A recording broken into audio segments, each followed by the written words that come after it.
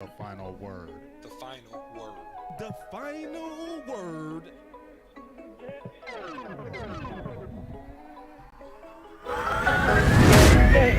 All right. We got the last one. This is the last one. The final word. I'm sad, man. Right on time. Ooh, Yep. Did it. It drop came in right on time. The final word. The final. Yeah, final word. I ain't talking no more after this.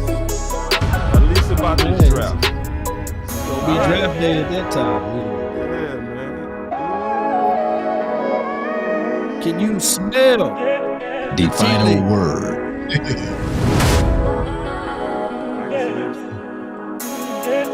They say, hey man, it's always dry during the off season, but no, Jerry Jones and company, they gonna make it. They gonna make it shake. The final word. Hey, I think Jerry, you like, hold my beer. Mock draft. So go ahead. The final word. Gary be like, hold my 7-Eleven wine. Y'all chance gonna be dry? Nah, we good. All right. Yeah, man. I just think it's right that we also do some mock drafts. See, The final word. Hey, The final word. hey, The final hey, nah, boss. What the OC at, bro? Because he been ducking The this final Andre word. Carter smoke the whole The final time, bro. word. You gotta The get final him. Make word. the OC mad. final word. he The can't dodge final no more. He gotta word. go. You right. He done dodged everyone. At this point, I gotta call it dodging. Dodgeball, huh? Dodge Yeah. the At draft. this point, I gotta call it dodging because hey, we ain't. Sheesh, where you at, dog? Dressed it. The final word. Uh-oh, I think I heard him in the house. Where he at?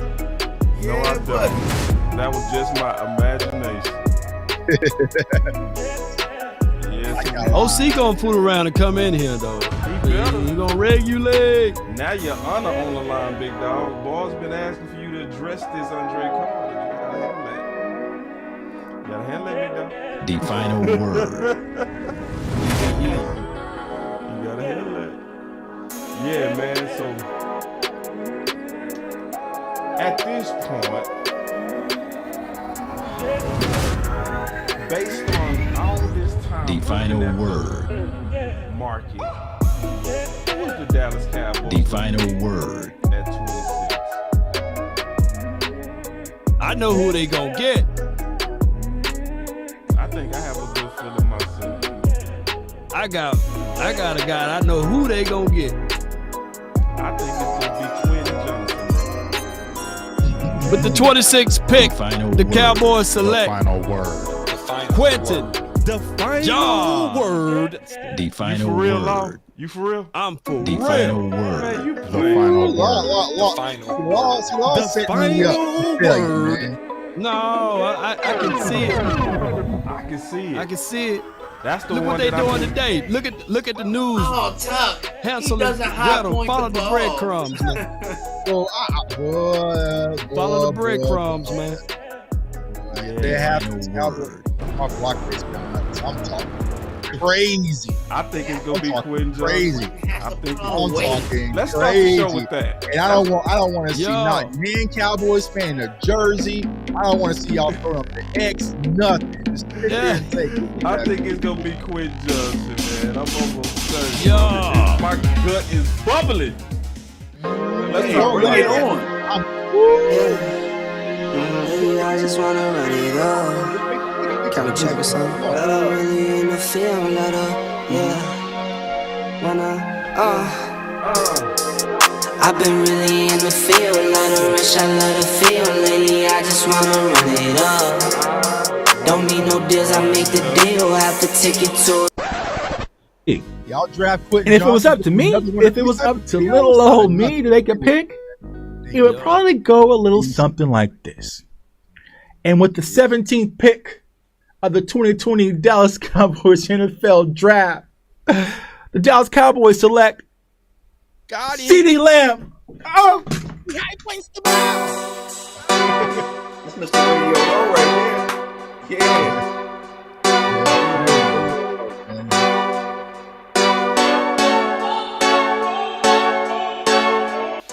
I will move down.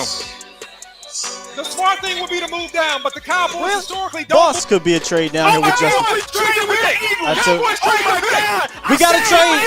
We got to trade. BossCowboySports in the OC. We got to trade. I said this is the place to move down. We were just sitting here talking Justin Fields. I said it loud and clear. This is the place to move down. Go hard, or go home. Go hard, or go home. Go hard, or go home. Go hard, or go home. Touchdown like the end zone. When the circle turn to my home, can't get me out of my zone. Go hard, or go home. Go. I love Parsons as a rush defensive end, right? If you draft him and you put him on the end, turn him into another DeMarcus Ware. Let him rush the quarterback, get upfield, and create damage to the other opposing offense. We got the pick. Man, here it is. We got the pick. Yeah, this gotta be Parsons. Like, Parsons the best player available. Go home. Yeah, these championship rings on my hands now. In my head, I'm top 10, yeah, that's hands down. You a squad, now you're looking man down. Funny how foes turn to friends now. So the Cowboys just selected Jake Ferguson with pick 129. Hey, I'm good. I love the pick. I love Hey, look, my voice might have been gone too, bro. Say that this is probably a reach. This is about might have been where that I excited. had Jake Ferguson. Really solid player from That Wisconsin. pick gonna come through for you. He can do all of it. He can can't block. wait. He can run routes. Yeah, I think He can actually make people miss in the open field. Have a race car like a Atari now. Call filling up, I need product again. Treat the business like a playground, might slide on you. Do me wrong, might slide on you. Do a backflip, cause I'm mad rich. I'm the definition of what that is. Go hard, or go home. Go hard, or go home. Go hard, or go home. Go hard, or go home. Touchdown like the end zone. When the circle turn to my home, can't get me out of my zone. Go hard, or go home. Go hard, or go home. Okay, man. Woo-wee. All right, so I wasn't gonna talk about it, but it really started from that conversation that we were just having in the intro. So, who is gonna be the pick at 26? I think everybody should put it in the chat. Everybody, let's record this moment. Let's put this on wax, and I want to hear why. Like, you know, we ain't got big in the house, so we gonna start with the original OG. Who gonna be the pick and why? With the 26th pick,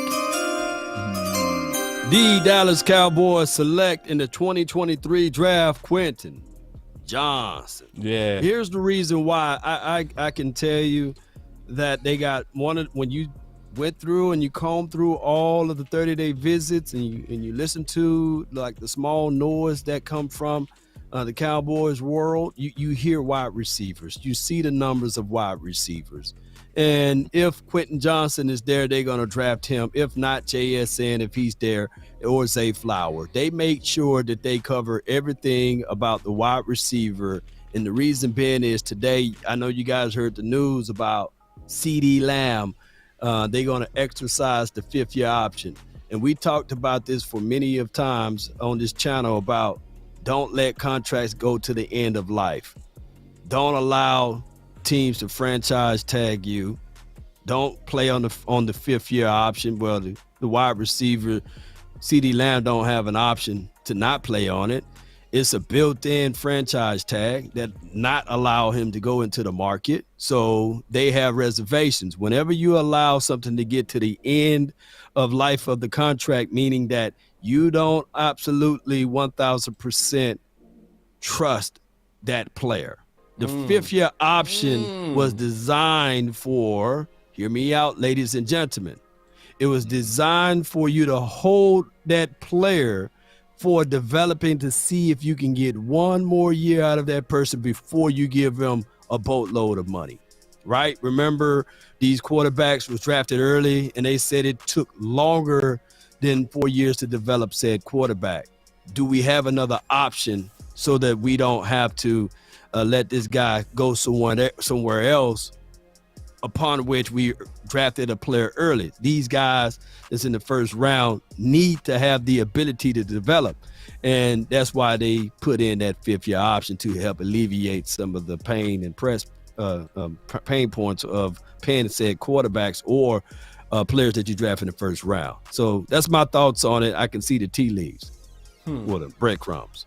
Yeah. So, who we go pick at 26, Tuck?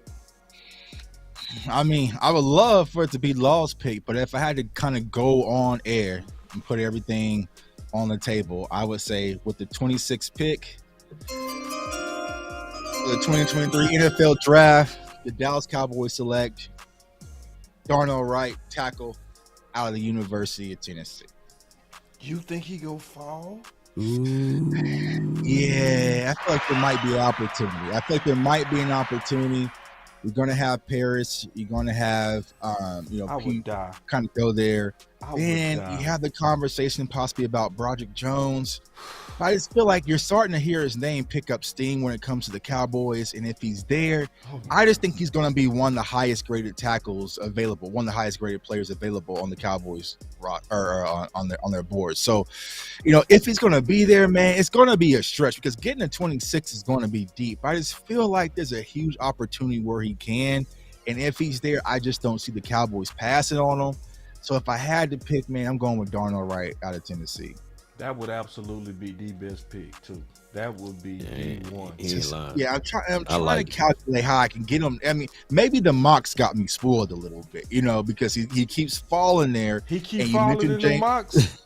He's falling in your mocks. Yeah, every time he's sitting right there in my lap, So, and then Jane Slater had came out and said that I think her 4 names that she would kind of put that she's hearing inside would be Bijan, Mayer, I forgot the third person, and Darnell. So, man, that would be the best pick of all time. Yeah, that would be the best pick of all just time. The real question is, how do we get him to us? If we can get him to us, or if we can get him in range, I would not hesitate moving up. Me neither. We got to move up to 23, 22 to go ahead. How far would you move up? You say 22, 23? Yeah, I would too. Yeah, I would say easily. Yeah. How much would you give up? 23. I mean, to move up that far is not going to cost you much. If you got to give up a 4th or a 5th, hell, even a 3rd, but I don't think it's going to cost that much. If you can get like a 5th round pick, package it with 26 and move up to 23, just 3 slots to go get that caliber of player, I would absolutely do it. So, I'm in win now mode. I feel like this gives us the biggest opportunity to win now. That's so it feels void. It gives us our safety insurance policy in case something does happen with Tyron or Terence Steele, and you get your future tackle and also guard of current right now. That would be the pick that I would think the Cowboys would just have to pull the card on, even if there's other quality, wide receivers like Quentin Johnson or the Zay Flowers or even the tight end position. I just feel like he gives us that extra boost of what we desperately need. New offensive line coach too, new offensive coordinator who wants to build up more power in the run game. Mike McCarthy has mentioned he wants more power in the run game, wants to commit to the run a lot more. It just adds up. And he was a 30 visit as well. So, Tuck, man, I'm gonna give you 1,000 stars on that one, man. Okay. You hit on him. That's an 8 to 10 year player. That's an offensive lineman. Absolutely. Easily, and then you don't have to look at that spot anymore and just be done with it. Be done with it. You have him and Tyler and Terrence to kind of roll with your future.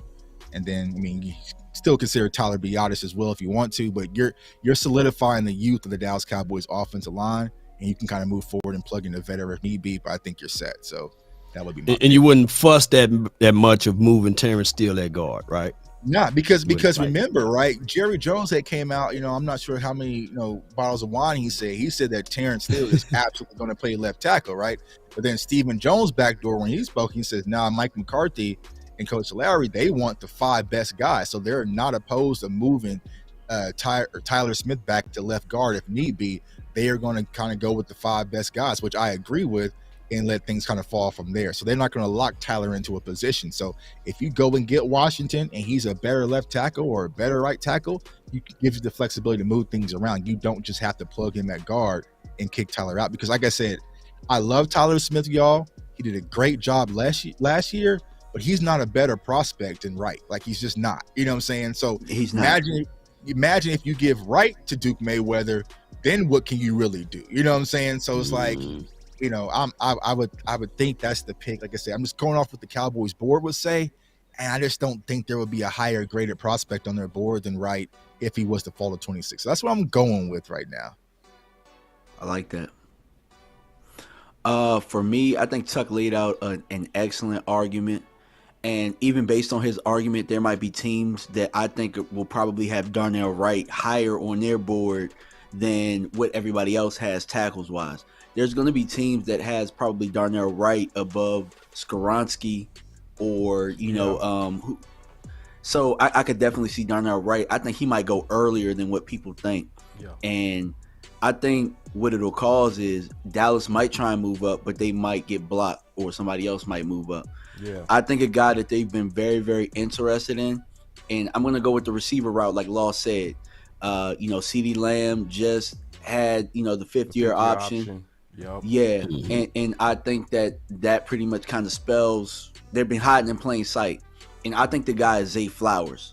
You messing DMV? Yeah, I think it's Zay Flowers because I have on the strength of, you know, just hearing they've met with Zay Flowers at least 3 times, bro. At least 3 times. They really like Zay Flowers. They like what he brings to the game. They met, like I said, they met with him at the combine. They brought him in. You know, everybody's talking Quentin Johnson, Jackson Smith, and Jigba. He's another one to watch out for too, JSN. But I think that Zay Flowers will be sitting right there, and I think that's the guy that they pick. All right, so it's on me. So I think they going Quentin Johnson. Ooh, my favorite pick would be Wright. Easily. Mine too. Right now, yeah. But based on what I think go happen, I think the first round talent is go drop too fast. Right. So, you know, most people go have around 20 first round grade. So that means by the time we picking, we would have to get aggressive to go get one of them top first round guys. Wright would be one of those guys, in my opinion, that would be in that top 20 of first round grades, you know? So I don't see him making it, you know? So I see the tackle run happening first. I see the tackle run happening first, and I think it's going to push down the receivers. So I think it's going to be some Zay Flowers sitting there or Quentin Johnson. That's what I think is going to happen. And a reason why I think it's going to be Quentin Johnson, even though I would like Zay Flowers, I think when you look at what they already got in the building in terms of the height-weight ratios of those players, you got the route runner and the similar type of player with Zay Flowers with Brandon Cook. And now all your receivers kind of under 6 foot, you know? So I'm having a feeling that they go look at Quentin like a receiver that's also a guy that can go get it and high point. You know, that's just me thinking. That's what I'm just figuring how they go about it. You know, that's just me trying to say, okay, if I wanted a basketball team, because I always say that, I want my receiving room to look like a basketball team. I want my point guards to be 6'2", 6'3", and I want my rim protector to be 6'11" to 7 foot with some weight, right? I want my small to have some agility, you know what I'm saying? You know, and I want my shooters, you know, we all know what each one does on the basketball court. I think that's how they go look at it. That's why I'm just kind of reaching and going with Quentin. I'm just thinking that's how it's going to align. And plus, for most of the year, he was like a top 10. And then at the last minute, he failed, similar to Calvin Ridley, where Calvin Ridley was like, oh, no, he's not going after 10, and he just... Right. Yeah. Now, let me toss this nugget out there. You're spitting some good stuff. Go ahead. I was gonna say, salute to my guy Joe Rog from CowboysBlog.net. So we were kind of messing around with some AI stuff, just trying to see if it works right. So in 13 years of Mike McCarthy at Green Bay, he has drafted 10 offensive players in the first round and 2 defensive players during his tenure at Green Bay.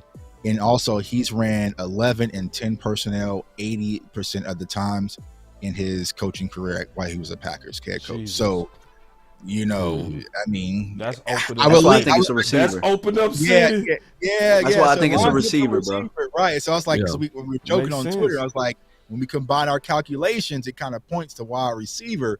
Only thing I'm tossing out right for is just from the simple aspect of just the way the board's probably set up. I would guarantee that Wright's going to be rated higher than Quentin Johnson or Zay Flowers if he's there. But if Wright, You say who go be? Right. Right. No, Yeah. Wright. Oh yeah. Wright has to be rated he got higher. to. Than, Yeah. so if he's there at Oh, 26, for sure. you got to pull the True. cord. But if not, if he gets snagged, I feel like the Cowboys would go wide receiver. I know a lot of talk is tight end. I think that's a smoke screen, y'all. I really do.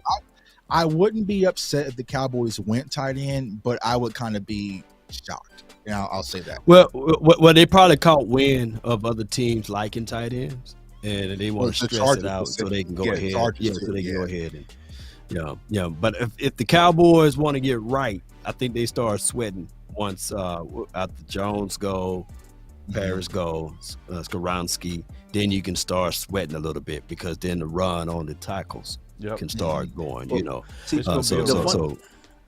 funny thing about Skoronski, though, everybody's making up right now, it's GM line season, but some GMs out there probably really believe, okay, he's really a guard. Am I drafting a guard this high because of his arm length? And that's why I think Darnell Wright could jump above him because he's an actual tackle. Yeah. Do you think a natural guard out of this draft goes in the first round? Yep. Yeah, I think it's because of the leanings on them. It's not enough of them, so a desperate team that need to plug a hole, go do it. Just like if Osiris fall to us, we gonna likely take him. I'm gonna be like, yeah, I'm gonna be like, I haven't heard you talk about none this time around on John Michael Smith or Joe Tipperman. You don't like none of those guys, or you kind of like man, you mad on those guys? Cause I haven't heard you talking to Boss. Because yeah, Boss. I'm okay. Yeah, so like it's people that's not gonna make the Boss Cowboy guy that's gonna shock some people. Like for instance, I didn't even put we're gonna talk about this one. I didn't even put him in the Boss Cowboy guide. He didn't put John Michael in there at all. Mayor is not even. I thought you meant Mayor. Yeah, I'm. Yes, you're talking about. You're talking about Mayor. Yeah, I'm talking about Mayor. I did not even put Mayor him in the guide. Like, wait, no wait. I gotta hear this. Wait, no wait. Yeah, I'm standing on it. He didn't make it. Now he might make it. I'm gonna go do one more review, but he ain't in it. And I looked at him twice, and I don't watch highlights. I watch the games, and I watch your best games, and I don't see the separation transferring to the NFL level. Those windows close a lot faster. His only real chance to me would be just being just a super possession guy. So I gotta go look real close and see, is he making his 50-50 catches? Because if he's great at 50-50 balls, okay, cool. I justify it. But looking at his feet, and that's what I focused on the first two times I watched him was his feet. That separation is not going to transfer. It, in my opinion, it's not. So, and when I'm looking at a candidate for the Dallas Cowboys, I believe his toughness. I love his swag. I loved how he turns up at big moments, but I don't see the consistency that to me would fit also Dak. Just that's me. Because Dak historically like guys who separate. That's why even Schultz was a pretty good fit, because Schultz developed some nuance in his game that when he was one-on-one, he could cook you, and he cooked safeties. I watched Schultz do it and look impressive at it. So I went with the guys that showed me more agility. So if anybody, well, let me ask you this though: coming out of the draft, with that assessment there, would you put John? Would you put Michael Mayer better than Schultz coming out of the draft? Right?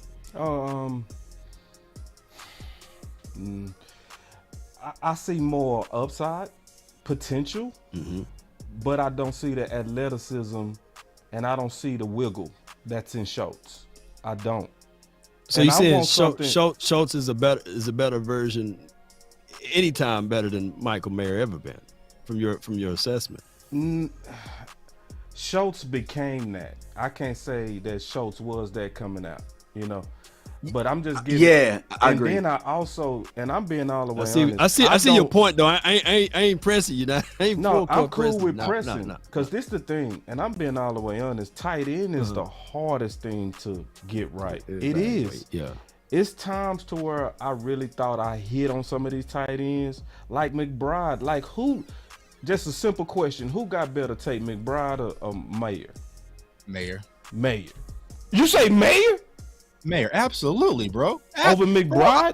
I'm gonna let you cook. It's because of the competition. I would say Mayer. You know what I'm saying? Because Michael. Yeah, go ahead, Dini. No, yeah, I was just gonna say like the competition he doing it against. Like it looked like McBride was doing it against. You know what I'm saying? Like a man amongst boys a little bit. So it's just like, how is that going to translate? With Mayer, he's playing that top level speed. He was playing against top level competition. So you could see it translating a little bit better. There were a lot more questions with McBride than there are with Mayer. Right. And y'all know I love McBride last year, but Mayer was a type of player that stepped in Notre Dame and became the instant #1 tight end. And they even had a quality tight end. I forgot what his name was, like Titman or something like that, when he was a freshman. And the thing about Mayer, the huge attraction with him, he's only 21 years old, so he's still very young. But this kid just flat out dominated college football from the moment that he stepped on campus. High motor, high blocker. He does everything the Cowboys like, reliable hands. Now, he doesn't get separation, but the one thing he does is he actually extends his hands properly to make the catches. He has a great feel in the zone. Like, he is tight end one. Like, I don't know who Boss could have possibly had over him that he could not even be in the guy, bro. Like, nah, bro, he has to be in the guy. He has to be in the guy, bro. Based on he gotta be the guy. He definitely the most complete out of the tight ends. He's the most complete tight end. He's by far the most complete tight end in this draft. And I get it. Like, I like Dalton Kincaid and maybe the upside of what Darnell Washington can bring. But when you think about a pure tight end that's inline blocker, sure hands, he can catch, he's reliable, aggressive, leadership, production, low ceiling. He's a very safe pick. And I feel like, honestly, I don't think the Cowboys are going to be in range to get him, because I feel like he's going to go probably before the Cowboys even pick at 26. I feel like if I had to put money on it, he's going to be the first tight end pulled off the board, and he's probably going to go to our old coordinator and Kellen Moore. But like, yeah, Michael Mayer is definitely, bro. He's dynamic. Like, I would say, if you want to have the conversation, should the Cowboys go tight end at 26 or not? Okay, I hear that. But for Mayer not to be top 2, I don't know. I'm not talking about top 2 for other teams. I'm talking about for my quarterback. And if I'm looking for what fit, and this is just me, I'm looking at what fits versus Florida State. Yeah, he's killed Florida State. Because when I write the guide for the Dallas Cowboys offseason guys. So I'm looking for guys that fit us.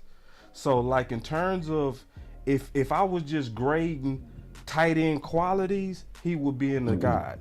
But if I'm looking at, all right, do I see this guy getting separation in the league? I don't. And who does my quarterback throw better to? Guys that get separation. So I want my guy, even if he is not as complete as him, I want my tight end to have more wiggle in their game. That's the main reason he didn't make the guide. So you feel like Jake Ferguson? I do like. You say what now? So you feel like Ferguson has more wiggle than Mayer does? I do. I think he does. I think that's honestly the biggest strength of his game at the tight end, besides his blocking. I do think he has more wiggle. I see what Boss is saying with the wiggle with him, but that is something that he could develop. You know what I'm saying? You could work with coaches. You could work on your feet. Right. With the jab step. But to answer the question, Jake Ferguson and even Hendershot, both of them have more wiggle than Mayer. I would say Mayer is a better football player than both of those guys right now. He's the only tight end I would take at 26 and not think twice about it. Mm-hmm. It's pretty much a guarantee. It's a guarantee. His floor would be Dalton Schultz. That's how so good he go come in. If he play for the Dallas Cowboys, you saying he go come in, he go do about 700 touchdowns? 700 yards? Well, it depends on how they separate things with him and Ferguson. You know what I'm saying? But let's say, for instance, you don't have Hendershot and Ferguson, right? And he's the guy, and he stepped in, and he's the lead role in snaps. Yeah, absolutely. Dak Prescott would love Michael Mayer. In my opinion, if he shows, then you gotta start him. Period. And I don't. Right. Yeah. You know what I'm saying? So I feel like absolutely. Because if you get a guy, I think he can start over them. I think he can beat him out. Yeah. Right. Oh yeah, he's if definitely it's in your mind like he got to beat them out. It's like now if you get him, he the guy. And so if he the guy, what are you expecting out of him? If the Dallas Cowboys, what would be what you would stand on and say he getting ready to do this? If he came to Dallas, rookie season, I would say 700, maybe 5 touchdowns. Yeah, this is the crazy part about it though. With Mayer, Boss, with a less, and I know it's crass for me to do this, but he kind of almost doubled Jake Ferguson college production with one less year than Jake Ferguson, right? And I just look at it like Mayer, he would still have growing pains, but as much as we've seen Jake Ferguson get freaky with it right there on the field, what would we think Mayer will be able to do? And so just to give you some outline with that law, Michael Mayer, deep catches, he had 8. He was first ranked amongst all tight ends. 218 deep catches for deep yards, first in college football. Contested catches, 17, first in college football. Only 4 drops. Like he can catch contested. Maybe, sometimes he might not catch the right film, but like his hands are reliable. He extends properly. He feels the zone, like he reads, like everything is there when Michael Mayer is there. And what a lot of people don't understand is like something that doesn't show up on the stat sheet is a chain mover. And Dallas Cowboys have always had a tight end that can just move the chains from Jason Witten to also Dalton Schultz. Like on third down, that guy is going to be able to find the hole in the zone, get the ball in his hands, and keep the drives alive. Like Michael Mayer has a lot of quality. He's very pro ready out the gate. Like it's just a little bit of maintenance you have to kind of work on, but he's very high floor type of prospect where it's like it's really hard to miss. I would be shocked if he doesn't turn out to be at least a Pro Bowl caliber tight end. My boy, hey Boss, with a super chat say Mayer has the worst athletic testing of all the tight ends coming. The Georgia tight end has the best scores and he's stronger and faster. What would you gonna say, DM? But I was gonna say, and I wanted to address that. Athleticism don't win you games at tight end, and athleticism don't keep you around. How many athletic freaks have we drafted at tight end, or we brought in for undrafted free agents, and they haven't done anything? How many athletic freaks, like hell, Boss will tell you this, how many athletic freaks been drafted in the first round at tight end that hasn't busted a grape in the NFL? It's not about you being athletic. It's about how you adjust to the game. How smart are you? How good are you with the synergy of your team? And Michael Mayer is a guy that plays winning football. That's what you want out of the tight end. The best tight ends, to be honest, in history, most of them aren't athletic freaks. Most of them are guys like, I don't know how the hell he gets open, but he does. Right. So you feel like but before y'all say anything else, I'm gonna tell you something. I don't want him at 26 though. No matter how you put it down, I get what you're saying, Jay Tuck, and I get what you're saying, DMV. But I feel that even if Mayer gets there at 26, if he's there at 26, if you're going with straight up BPA, then how you going to explain that if you see Wright there on the board, right? If you see right. Johnson, that's a given. Even if they wiped out, I don't want them. Yeah. If we get wiped out, I don't want them. Even if we are wiped out with all my favorites, right? Beyond all them gone, I don't want them. And with me, everybody, I ain't tripping if people think different on this, but I'm gonna say, I don't trust myself even. You know what I mean? I liked a lot of the tight ends last year. And this is what I think going on with tight end. I think honestly, I don't think the league is caught up in my opinion. That's what I think is going on. I think the whole league has caught up to tight end, because that was one thing that stood out with that Mike Myers interview, is he talked about how linebackers had become more tweener, and what he would do to counter the modern defenses is he would basically start running and going power smash mouth football. So I think the byproduct and the person that the group that's suffering the most from the adjustment of the league to try to go against passing teams, I think it's tight ends. I think they the ones who taking the hit because the first round, second round, third round production, especially year one, is you don't see it. Like, just most tight ends, even in general. Like, you literally got to go all the way back to Jeremy. You got to go back to Shockey to see a first round tight end, or you can add Pitts. So you got to have a Pitts type, or I kind of disagree. I kind of disagree with that. And the reason I disagree with that is because I think it really just depends on your system. The league ain't caught up to Travis Kelce. They ain't caught up to Mark Andrews. They ain't caught up to hell. It's but how long did it take them? Dallas Goedert is starting to see, and that's the you talking about now the top 3 tight ends. No, but what I'm saying is maybe those guys, maybe most of the guys aren't those guys. You know what I'm saying? Sure, I get that, but I mean, Andy Reid has found tight ends in every era that he's found them because his system is friendly to him. You know what I'm saying? So, I really just Mike McCarthy.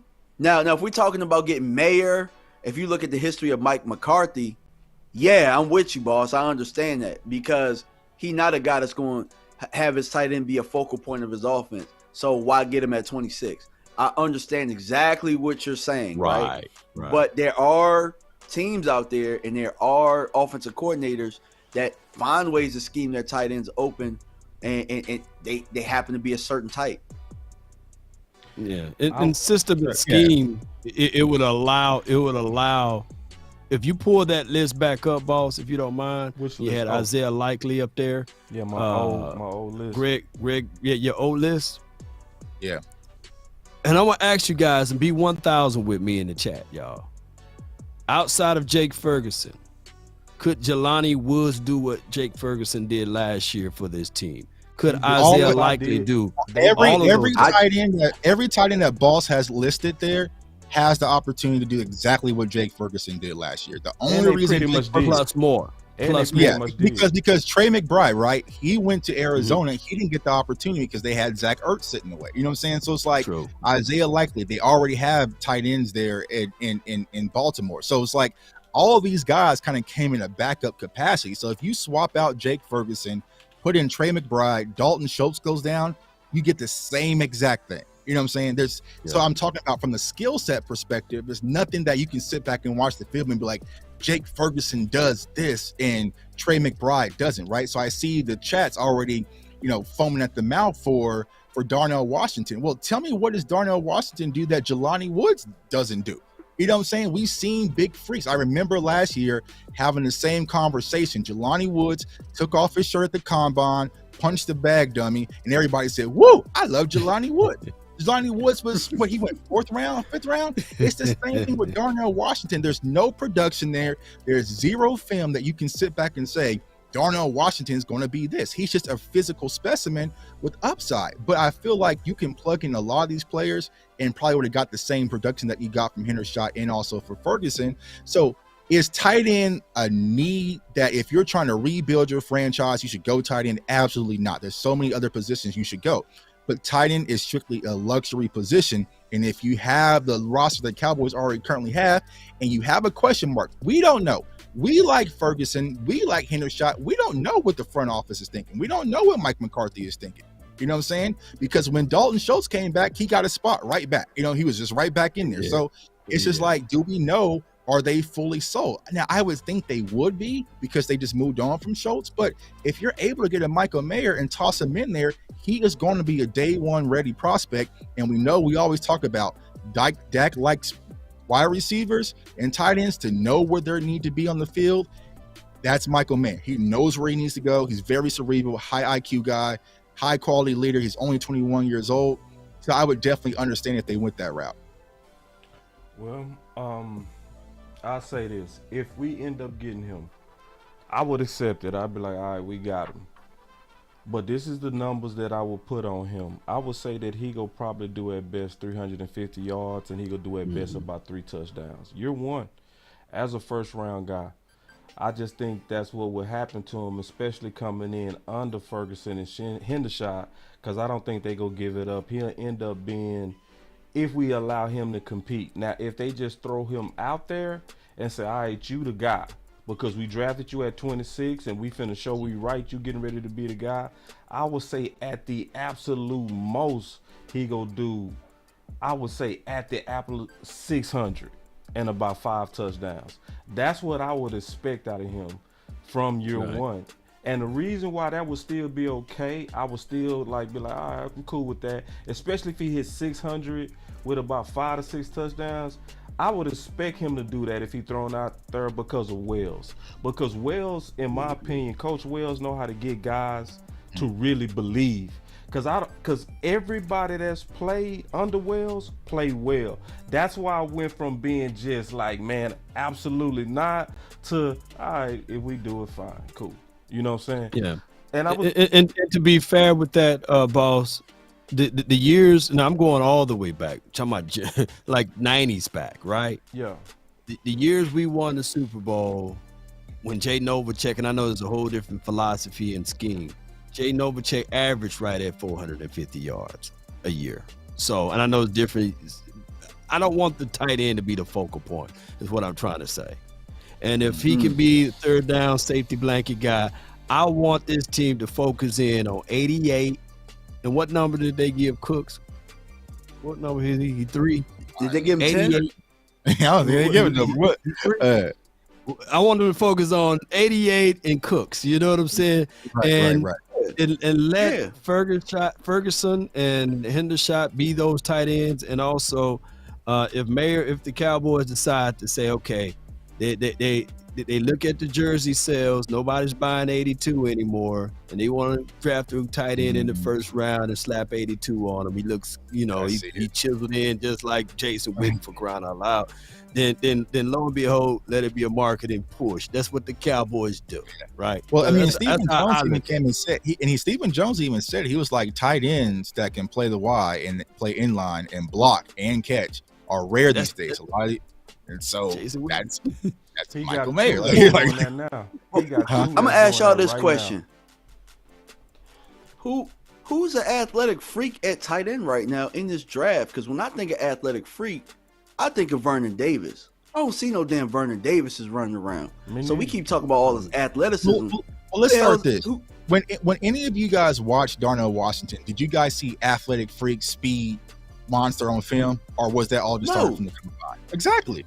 So I think that's the problem. A lot of people just saw the combine numbers and thought, oh, he's just a freak. But if you don't play fast on Sunday when you got pads on, it's a completely different conversation. So Boss mentioned separation. You want to talk about a tight end that don't get no separation? That's Darnell Washington. He gets 0 separation. Him very stiff. He really a lineman that kind of sneaks out and gets open every once in a while. Like, you know what I'm saying? They might send him up a seam or do an out route, and nobody really wants to kind of tackle him in the flat. In the NFL, they're going to want to tackle his ass. Yeah. But I'm not saying that Darnell Washington won't be a good pro. I'm just saying, why we keep talking about freaks? Like, none of these guys are freaks. None of them. Yeah, I don't see freaks. 0. Right. Is Mark Andrews a freak, athletic freak? No. Look, somebody said Travis Kelce is. Travis Kelce ain't a freak either. Yeah, and that's why what I want to see in Mayer, the main thing that I want to see in Mayer, I'm going to go back and look at one thing. I concentrated on his feet the first 2 times. This time, I'm going to watch how he attacked the ball. How he attacks the ball is going to let me know if I'm going to put him in that guide or not. Because it's I was going to say, watch his hips. I think his hips ain't that flexible. Oh, yeah, that's why I'm got like, stiff hip. His hips and feet, stiffy. But I got to see if you able to, like, win when that ball is in the air and you got to attack it. If he can do that, I'll say, all right, I'll rock it. But this is the last thing I'm going to say about this tight end, and I'm done with it until next year.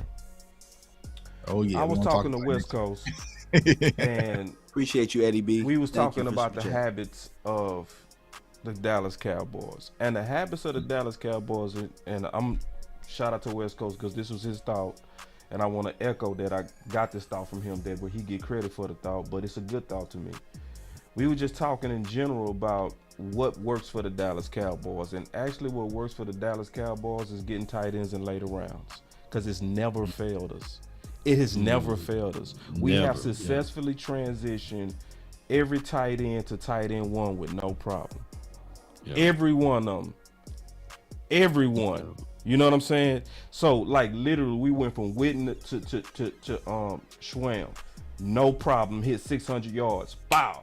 Then we went from that to Jarwin. Bow. That worked. Jarwin went down. We went that to Schultz. Bow. Like, and all of them was late guys, even Witten. You know what I mean? Then he was like, look at the tackles, look at the offensive line. Where do we really do well? First round. Early. So it's like, that's a good point. Like, and his point was build what and do what's been working for you. I'm like, that's an excellent point. You know, so that's how I'm gonna summarize kind of like the strategy of tight end and looking at it at 26. But if I end up putting in Mayer in the book, y'all gonna know why. If he end up getting in the book, it's gonna be because gotta be in the book, bro. We your bros, bro.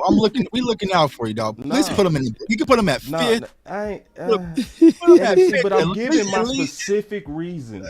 Bro. See, it's my specific reasons. So like, I'm not grading him with the league. I'm grading him with the Dak. Cowboys.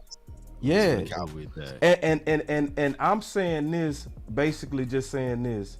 I know, like, where did Dak struggle last year? He struggled with the guys who got the least separation. Michael Gallup, right? And then he struggled with Noah Brown. Those guys got the least separation, he struggled. The guys who get the best separation, Amari Cooper, CeeDee Lamb, Cole Beasley, those types, or even you can add Schultz in there when he was going against linebackers and sometimes safeties. I'm looking for that wiggle. I'm looking for somebody. Laporte is to me the ideal guy for us. Sam Laporte. But whole time, let me ask you Schultz this, ain't got no damn wiggle. I'm about to say Schultz ain't got no Schultz wiggle. didn't have a lot of wiggle. No, Schultz got wiggle. None at all. No, he got wiggle. No, bro. He gets tackled at first contact. Right. 5 yards goes down. I'm gonna show you the word. I'm gonna show you some subtlety. Yeah, you gonna have to show me that, bro. I'm finna show you. I think that what Mike Martz was talking about when he was breaking down those INTs was mindset, right? Like, come back to the ball. Some of these wideouts were stopping the feet. I recall even a play that Schultz, I think it was down on the side, that he stopped his feet and he didn't come back to the ball. So even Schultz had gave up on some routes. So I get what you're saying with the overall separation, and I can't point out where Michael Mayer gets a lot of separation. He got some short area quickness in his game, got some soft hands when you look at some of the tape there. But to that degree there, I just look at it like this, man. We still have to allow training camp and all of that to settle in. But go ahead. You got some film. I'm showing Schultz. So obviously we used to call him hot pocket. So I'm gonna show where I saw the subtlety in his game, and it's gonna be in man coverage. So these particular things, these are all option routes, hot routes. Anybody can do this. You can be mindless and do this. Anybody can do this particular block down and leak out, where basically it's a play to where it was designed to get him to go get open through deception. But right here, this is where you got to look at Schultz, where he lined up on the safety. And then if this the one, it's gonna be man. No, this ain't it. That's another hot pocket. I'm gonna show you the man coverage one where you can see the subtlety in his game, and it's about a couple of them in here. Let me see. No, it's not gonna be this one. He could get leaked out the backfield. So most of Schultz's success was like option routes and finding pockets. So we ain't looking at none of that. So here we go. He going down on first contact. Because I can see Michael, Jake, and Hendershot do all of those. I'm explaining it. Everything we've seen so far is option route stuff. We got to look for man. We got to look for man when he was going against safeties and linebackers, and that's when you go see it. So this is another like option route. It's coming because it's at least 3 on men here. So, but and remember, a third of these routes won't even be in the book. Yeah. Now this the one where he gonna be manned up. This is a safety. Watch him beat him off the line. Then he go throw him a hezzy, and he go break inside and be wide open. Watch. Skills. Watch. Hit him off the line. Break inside, get the separation, bang, he got hit. You know what I'm saying? But at the same time, he did do all the fundamental stuff you want to see in the weapon. The dude pressed on him. It's a safety. That's man coverage. And watch him. He hit him off the line, got his hands off him, got on the upfield shoulder, hit him with a hezzy, caused the separation. That's 4 yards of separation right there. Wide open on man coverage. That's the wiggle I'm talking about. I'm going to show you another play he did it. Let me see. But you got to look for man coverage. These are option routes ain't going to show it. These type of design plays that's designed to get them open, that ain't going to work. You know what I'm saying? But I'm waiting up because I know it's about 3 on men here because I did the film breakdown and I looked at his game. So option route stuff, we ain't count none of that weak stuff. I'm going to show you where he did it against the safety in the end zone. Give me 1 second. And none of this stuff count though. This is option route. So he's sitting down in them pockets. So anybody can do this part. Any tight end can do that part. This part too, he's sitting down in them pockets. That's why I used to call him hot pocket, because anybody can do this. That's why most tight ends can transition into our system. But what I want to see is when you doing stuff that's athletic. None of this is that though. All of this is still hot pocket. And I think that the overall argument. Yeah. I was gonna point out it's Kellen Moore's system, so a guy like Mayer, like you saying, might fit it a little bit better. McCarthy's system though is what we need to kind of look at. I'm sorry, bro. I didn't mean to cut you off. No, go ahead. Go ahead. So this is another one where he gonna be manned up, beat the guy off the line, not off the line, but get the separation, and that's on man coverage, you know. So it's one of them, and it was with subtlety. See, he does it with nuance route running. Like he gives that fake, get his hands off on me, come open, touchdown against man coverage on the safety, you know? So, like, I'm now, is he as big as Mayer? No. Is he a little bit more separation than what I saw on Mayer? In my opinion, yes.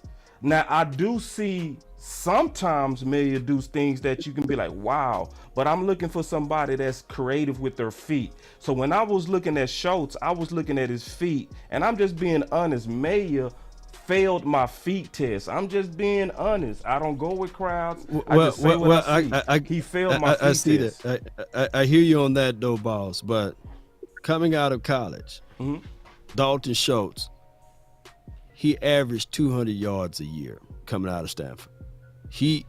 And of course he improved to where he's at now. Yeah. But Mayer did that in on a weekend. You know what I'm saying? In the last 3 years, you know, look at how much Schultz were able to grow to that time frame. So what the Cowboys are looking at it like, we're getting a Schultz on steroids out of Mayer if you're comparing the two. Schultz was drafted to be a tight end 3, if you think about it, because the guy that kept trying to push in front of him was Jarwin, who was supposed to be the athletic freak with wiggle. It was supposed to be. But Jarwin would have been in there if Jarwin was healthy. Oh, voice of God. Oh, here we go. There it is. Jarwin would have been in there if Jarwin was healthy. Yeah. So Jarwin was a better player than Dalton Schultz. All day long. Yeah. I think that's OC. I think Mayer is a good player, y'all. I'm not saying that he's not, but and I think that Schultz develop into something. But I look at what the Cowboys and Lunda Wells, right? He's probably looking at it like, shoot, you give me Schultz, he might be banging on the table.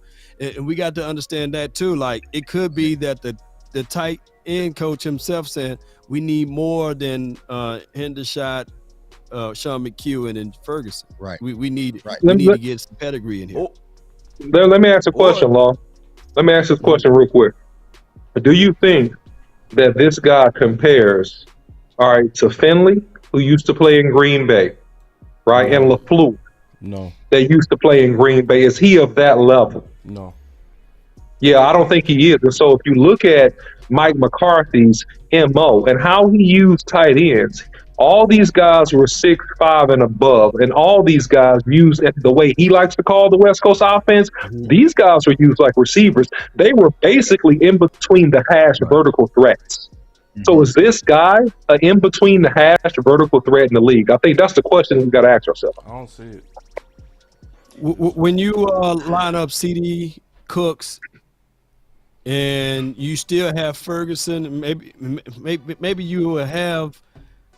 Well, you said they do what, 85% boss, 11 personnel, so it's only one tight end. Right? No, that wasn't even me. That was 80. Like yeah, 80.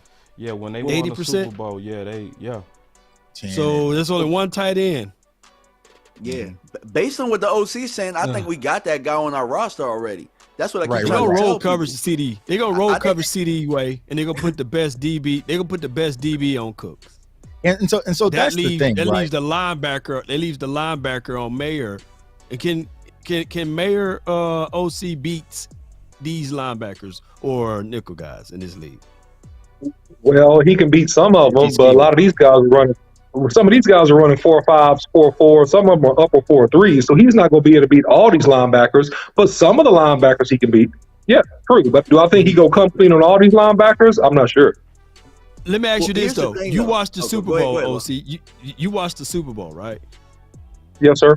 When Travis Kelce was open, did he need to use his skill set, or was that the play design? Because I promise you, on some of those plays, I could have ran that play and be open as well as Travis Frederick. But I think that play calling plays a major role in this. And if the Cowboys have a certain concept, and I'm not saying that Mayers is Travis Kelce, but what I'm saying is I think that we may be overanalyzing this because we were so fixated on watching Kellen Moore scheme, where he didn't know how to scheme people open, that now we looking at skill set of a player to get open. And also, I think you bring up a great point. I'll be real quick, Tuck. I think you bring up a great point. A lot of it is scheme, and I think we saw scheme when we saw option routes designed to get Schultz open underneath, right? I think we saw that in the Kellen Moore system, and that's why I was trying to catch us up to a contrast on how they will be used projected-wise in this West Coast offense, which is more so of a vertical threat, right, than I think an underneath safety valve threat. I think that he uses flares, wheels, and crossers in the West Coast system for those check down and hot routes more frequently than he would use a tight end just sitting in the zone. So that's just the difference. And it's a flavor concept. Everybody don't like chocolate ice cream. Some people like, pralines and cream. So it's a flavor thing in this situation. But that's my thought. Go ahead, Tuck. Sorry about that. I think the thing that a lot of people don't consider, right, because you're kind of saying, Law, about Travis Kelce getting open. Like, anybody know the wide receivers who were at Notre Dame with Michael Mayer? I was about to ask who's the quarterback, because they never have a quarterback. And see, that's the thing. Michael Mayer was the focal point of the Notre Dame offense since he's been there. So it's just like he was that guy. And so a lot of the targets came to him. So he's handled double teams. He's seen everything come his way. It's like I said, he was first in college football in deep catches. He played in the slot as well. Like, he did a lot of different things. So am I saying that he's the slam dunk pick for the Dallas Cowboys? Absolutely not.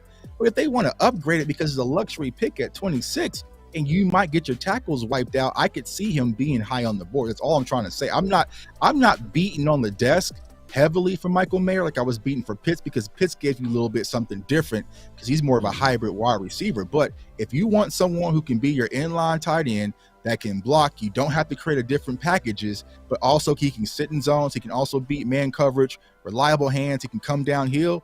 Like, I get it. I absolutely will he get need it. a quarterback next year? Quarterback. Will he need a quarterback? Yeah, will he need a quarterback? Yeah, we got one. That's why it kind of makes. I'm just saying in general as a weapon, because see, that's another thing about tight end that bothers me is the position of value of tight end. They so quarterback dependent. It's almost right. And scheme too. Yeah, scheme dependent. That's very, very it's true. Like, you got to be the featured guy. We got to scheme to you. It's like we got to do everything for you. Versus if we get like a weapon that's gonna likely beat her, likely it's gonna be a Quentin Johnson there, or it's gonna be a Zach Flowers there. So it's it's what's gonna piss me off. I'm gonna be all the way honest. If Quentin's sitting there, or Zay Right. sitting there, and we go. Oh, yeah, we moving fun of I'm you. going crazy, bro. We moving We ain't picking no mayor over. We ain't picking no mayor over Quentin Johnson and Zay Flowers, bro. It's just That's not likely happening. who go. You ain't even I got to worry about it. guarantee. Nah, I'm worried about that. I What? know. I'm worried. Which one give you the heart attack more, boss? Yeah. Them drafting that over Zay Flower and Quentin Johnson, or the other news that the Cowboys trade up to go get Bijan Robinson? I would accept Bijan over this all day. Like You would trade all the way up to the 10th, 11th pick. Nah, I ain't. Oh, hell no. Man. Nah, I ain't moving up. Not even one. I wouldn't move up one pick for Bijan. I wouldn't move up one. I wouldn't move. The only thing that I'm moving for is Wright or Broderick Jones. That's it. Them two. Broderick Jones. Agreed. I wouldn't move up for Broderick. I move up for Wright. Well, there's I another would move prospect. over either one of them. Like, Broderick You or would I'll be move right up for back, boss. Broderick if he's within reach. with who? Because I think Broderick. Wright, in my opinion and in my gut, I just feel like Wright is like the most. I feel like ideal. Wright's gonna be the better player, and I feel like Wright is gonna be higher on people's boards. I think Broderick could kind of fall to you before Wright would. I see us. I see that too. That's just my gut too. That's my gut though. It ain't nothing. I ain't got no source. You know what I'm saying? We got us another super chat, and then we go. Ain't nothing like that though, man. That feeling, man. If you see a guy that was high on your board and he falls, Darnell Washington's agent in the building, man. Yeah, got his agent. Hey, they want us to fight y'all. My boy Q say, Mayor, that is slower than watching a future tackle. This is resounding no. We will stop it. Get them OC in, boss. Well, you know, who was the fastest combine prospect last year in the tight end position? I don't even know. Exactly. But this is it doesn't matter. And I was gonna say it probably was like Likely or somebody. Sometimes I think Likely were one. Or maybe Greg Dolce. And sometimes people just got difference of opinions. You know what I mean? And I'm learning to just kind of sit back and embrace it, because the grass is gonna tell a story at the end of the day. And then sometimes people go be wrong, but they was right. And sometimes people go be right and they was wrong. This is what I mean by that. Most of these players' careers depend on where they land. You know what I mean? So if you come into this tight end room, you already at a disadvantage. You know what I mean? Because you behind two people now. You know what I mean? But if you a left guard, you came to the right place if you want to start your career right. So like That's the only position. But I'm just saying in general, as we kind of go through these differences, because this always happens during draft season, we get real passionate about our ideas, like all of us do. So I'm just trying to kind of get more measured in hearing people out and trying to hear the whole case, you know, because sometimes I change, you know. So if you talk me into something, I change. I want to definitely deal with something, but I'm not offended at so far not having May in my book, because I'm a man like that. If I don't feel it, I'm not gonna do it. Like, and I want everybody to trust me. I want you to trust me, not that I'm right, but that I feel like I'm doing the right thing, and I'm giving you my specific reasons. Now, if I end up being wrong, I'll accept that. I'll say if he end up being a Cowboy and he do 700 yards, 800 yards, 8 touchdowns, I'm gonna be like, oh my God, I need to go back and I'm just bad at tight end. I would just admit it. Tight end don't trust me. So and that happened though sometimes. Since you're saying it just from the Cowboys lens, okay, I'll let you slide. But if it was overall, I couldn't let my dog go out like that. No, it's all good. Honestly, I'll bet anybody, Michael Mayer's going to be the top tight end out of this year's class next year. And I'm willing to take any bets, super chats, whatever y'all got. You know what I'm saying? Next year, but easily. Over the course of maybe 3 years, so there's some guys that might pass. Some other guy. You know what I'm saying? Because you got there's a lot of different guys that can do a lot of different things, like we talked about. I'm thinking about just next year out the gate.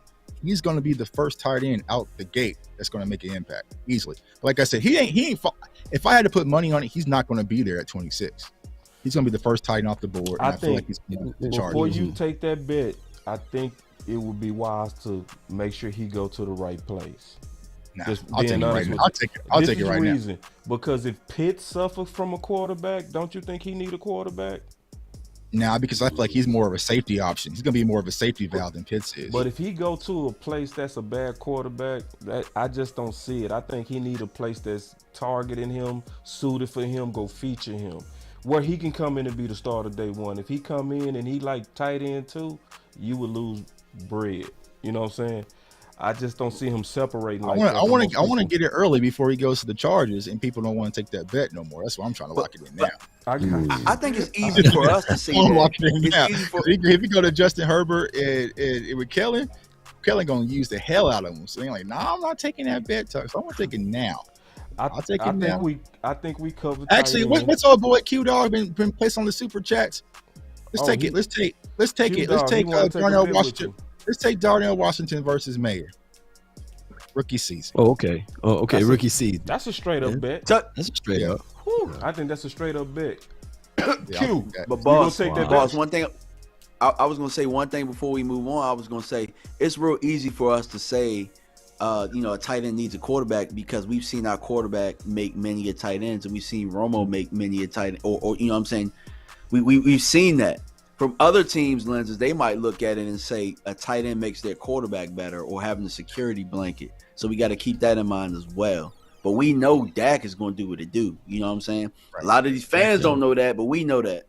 Yeah. We do know that. And it's a lot of it's a lot of the same system vibe since 07, right? Right. So we're moving on from the digit system. It's going to be a different language, different philosophy, and it should be different results as it relates to how we target wide receivers, tight end, and running the ball. So this is going to be new for us. No, this is, man. So the Thursday and I like fun. It. So this is the big news we want to talk about. A couple of other things. Terence Steele has signed his RFA tender, second round at a 2023 salary of $4.3 million. But this is the key part to me. This is the part that make me hit the button.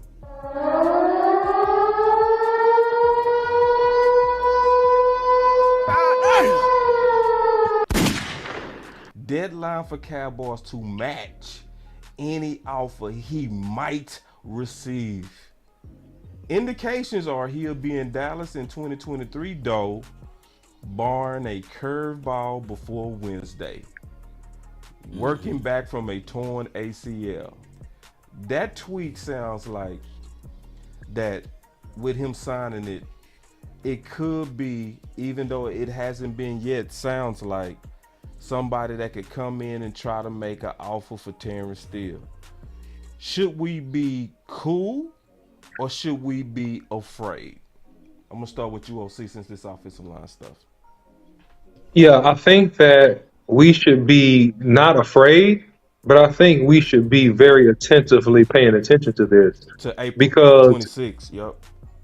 Yeah, because at the end of the day, it's next Wednesday. So, anything can happen in a week. Now, the thing that the Cowboys have on their side is that he has a torn ACL, and, people are uncertain about that in most situations. But if they have a good training and rehab staff, whatever said team, and they have an eye for the future, they could come in here and offer Terence Steele a 4-year contract at around 45 to 50 million. And then that is going to make things complicated for the Dallas Cowboys because they're going to have to make some decisions immediately if they want to keep his services. Now, if I was a guy and I was a GM at another organization, I would come in and make him an offer because he's young. I would make him an offer. I would. That's what I would do. But we'll see how savvy and how aggressive, other teams are on the NFL that may need help at tackle, but he's an instant game changer in the run game and a very, very good pass protector as well. So those are my thoughts. This was me when I saw this. That's me. Who like what you got, bro? I swear I was like, oh God, Jesus. Man, when you playing around with it, that's what it is, man. Who out there saw Chance the Rapper get a lot of heat this past week, right? Yeah. He was out there having a good time, and the cameraman saw him, partaking into another lady, right? Yeah. Dancing, and it was all in good fun. It's for the culture, right? Mm-hmm. So the Cowboys, I'm gonna ask you guys in this second round, who is better than Terence Steele in this second round right now? Nobody. Nobody. No one, right. Nobody. Nobody. Not right now. No. Nobody right now. So the Cowboys are playing with fire, and it lets, yes, indeed, it lets everybody know that they're shopping, that they don't mind their lady going out, partaking and dancing with someone else, and if she like what she can get out there on the street, then dance with it. But you're gonna have to pay me, which is a second round draft pick. Plus, I would try to match it. I would try to match it. But another team right now, if they want to play some mean bone with the Cowboys, they can drive the price up, right? And they can get them a second round draft. You can get rid of their second round draft pick for one of the best right tackles in this league. So it's playing with fire, but I can tell you right now that reason why he signed today is because in order for him to be inside the facility with the Cowboys, he got to be under contract. He can't go under there without contract. So that at least secure him if anything else happened by him working with the team under the confines of the Cowboys or within the confines of the Cowboys. And I just look at this collectively as the Cowboys always trying to be the smartest guy in the room. They look at it like, hey, he's an undrafted guy. Let's see if we can squeeze and get more and more resources out of him. Let's say a second round draft pick from an undrafted guy. That's what I look at it as. They don't value him that much. Playing with their food, man. They're playing with their food. Yeah. I was gonna say, for me, I'm not that worried, right? And that might seem a little bit different than what everybody else is gonna say. I understand how good Terence Steele is, but maybe the Cowboys are salivating at the mouth at this talent at the tackle position in this draft, and the extra second round pick that ensures that maybe you can go up and get a Darnell Wright. You know what I'm saying? That gives you the extra boost to be able to go ahead and do that. And, you're getting a healthy guy that's going to come in here and help you. So I think that they're using the amount of tackles that's out there as leverage here. Now, if a team does come in here and offer wait, I gotta clap for you for that one, bro. I mean, clap for using it as leverage, bro. I wasn't expecting that, dude. Because at first when you start talking, I was over here like, oh hell no!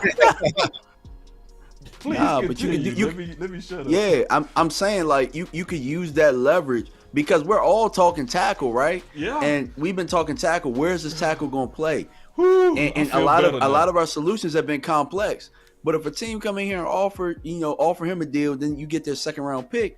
Shit, that make our job easy. Man, that make our job easy on who we picking. So much better now. You explained the mystery, dog. I was dead. Cause now that does make sense, bro. I promise you. I was over here when I read that tweet. I was like, oh no. Cause how do you be a team that need a right tackle and don't start salivating at Steele for a second round? I'm just being real.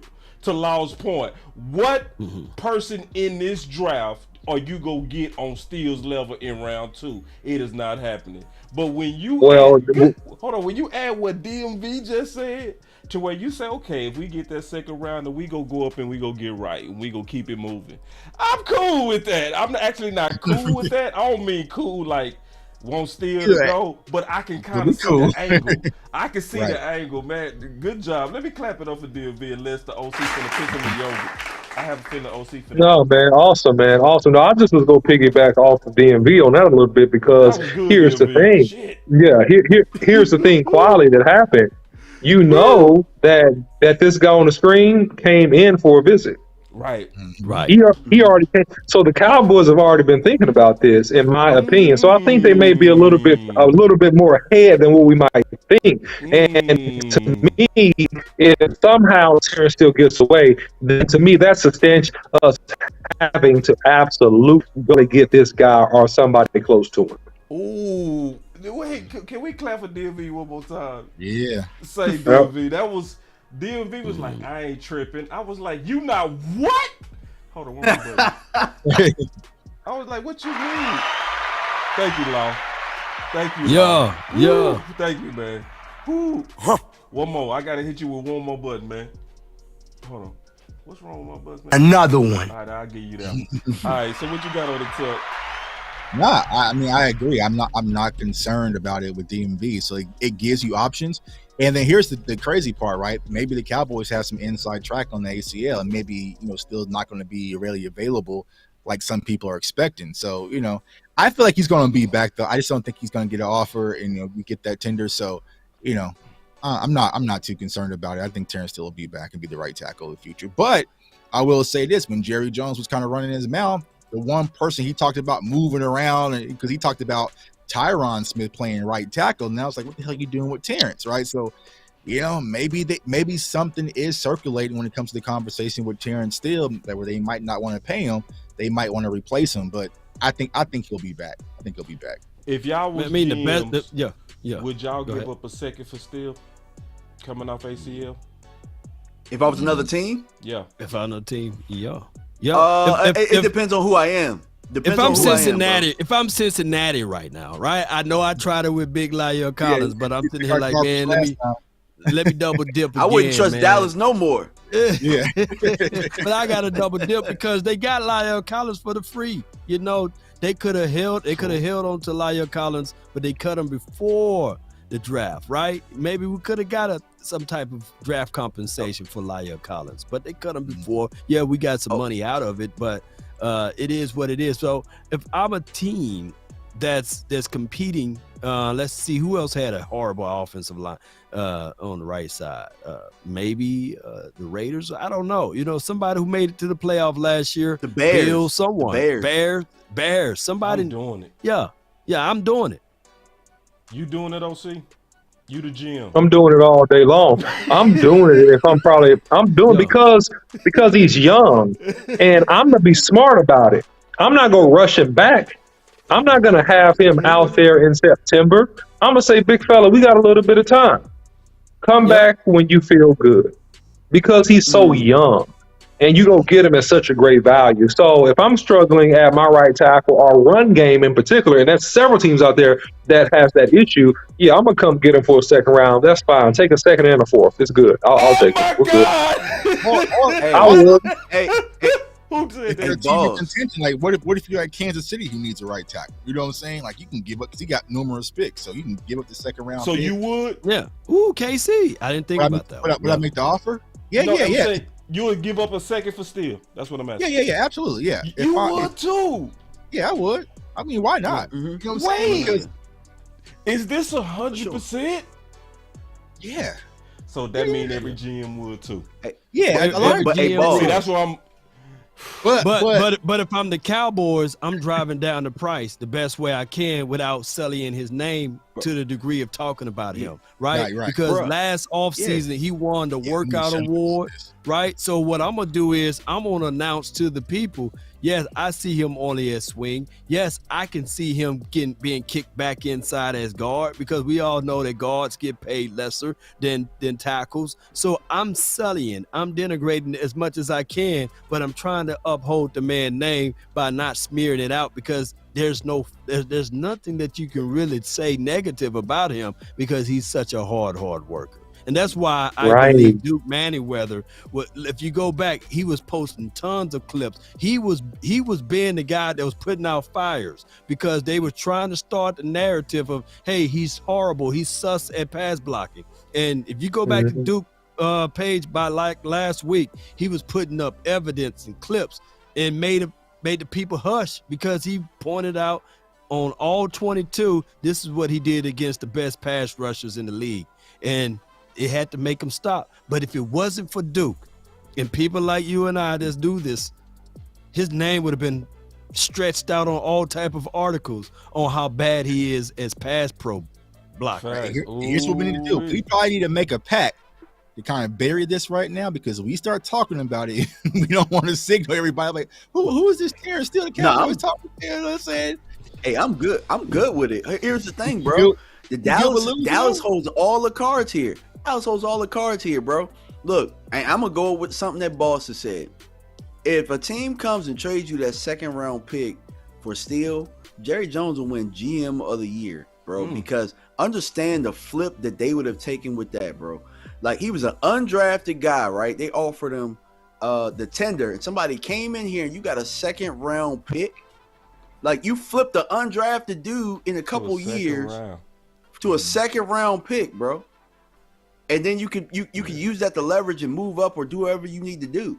So Dallas, and if he heals up, then you got you a good player. So Dallas is in the win-win right here. Yeah. I feel much better since you spoke on that. Much better.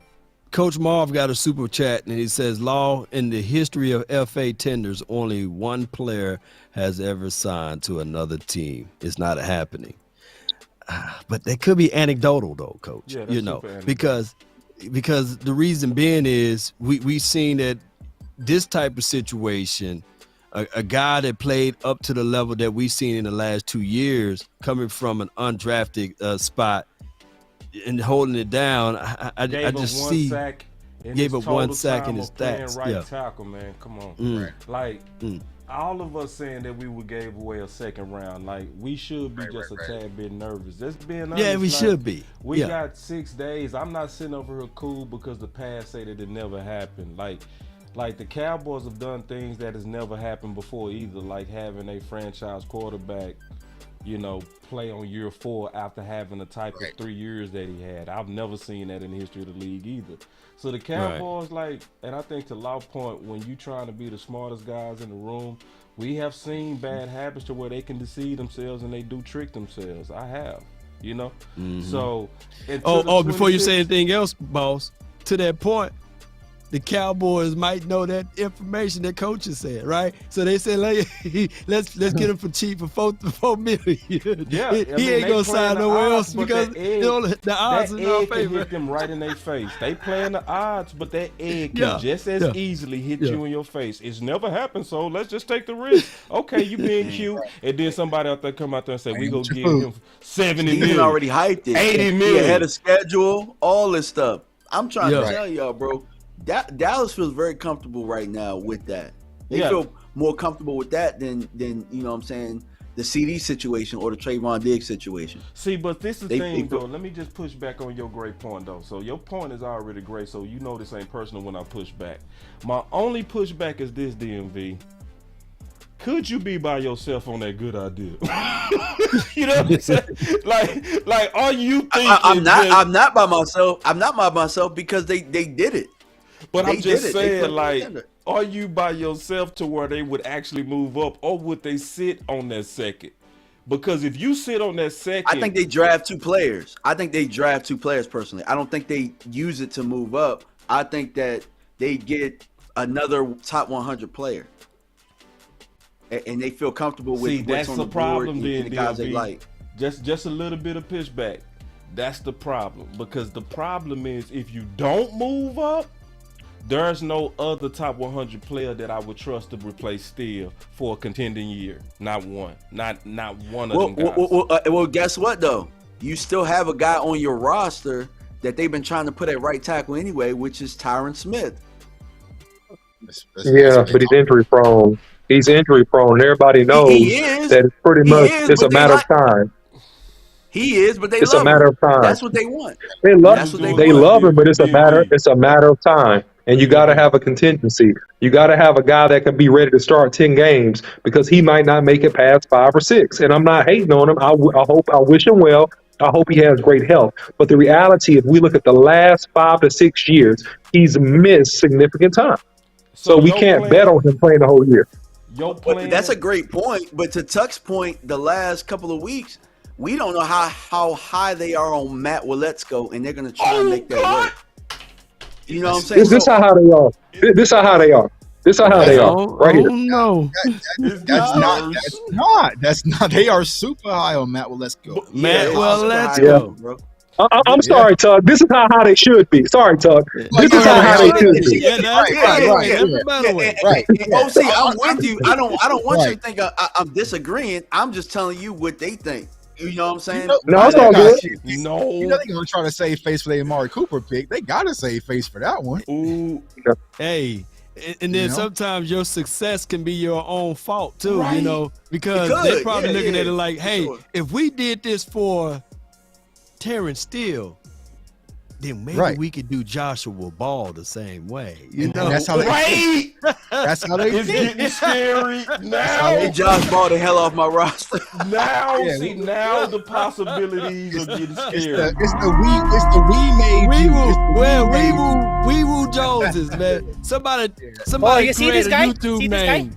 Number one bullshit guy. He do the wee woo. Because the DMV How do we possibility get sounded from good. Darnell Wright? How do we get to Darnell Wright to Josh Ball, man? That's a hell of a No, because ball. it's a possibility. Because it's a possibility. Because see, DMV, his thought is his thought. That don't mean that's the Joneses' thought. Now, if they thinking like him, I love it. If they thinking, okay, we go parlay this second, we go get us aggressive. We already like right. We I'll go get just aggressive replace with it. it We go personally. flip it and we go be good. Then I'm like, I love it. But if it says we got this second, shoot, we made Terence Steele. We gotta, we might make another Hove. No.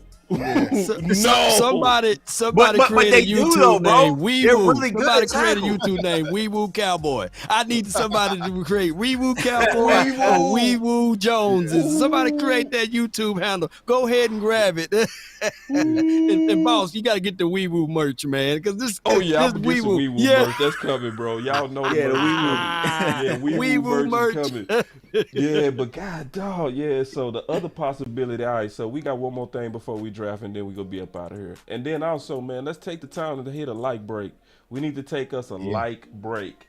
Don't y'all wee woo on that like button, man. Yeah. And I do get it. Listen, I was watching my own show and forgot to hit my like, so I understand.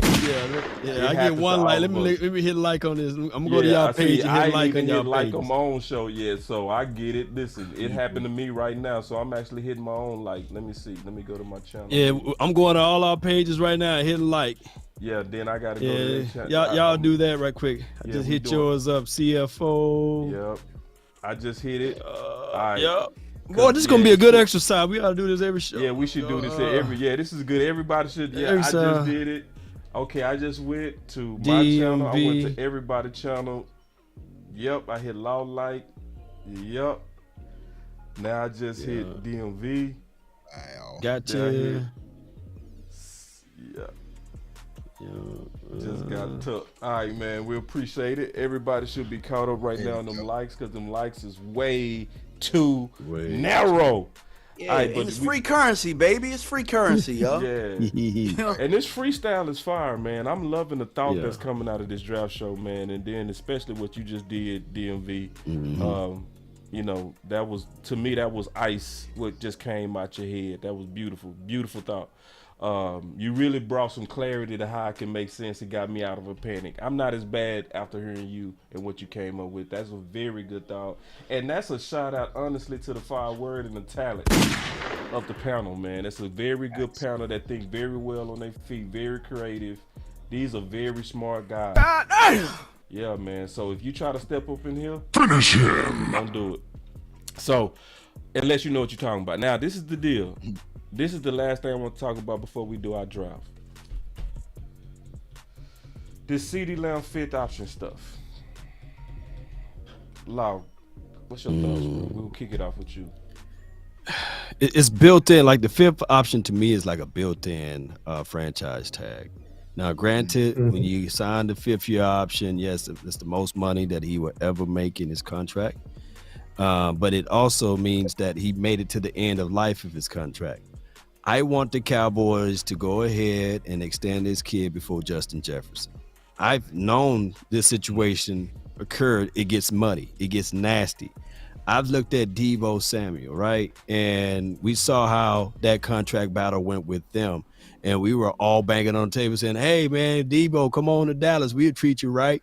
And now it's CeeDee Lamb turn to go through this wee-woo moment with the Cowboys. So go ahead and extend them now before it get nasty and ugly. That's my thoughts on it.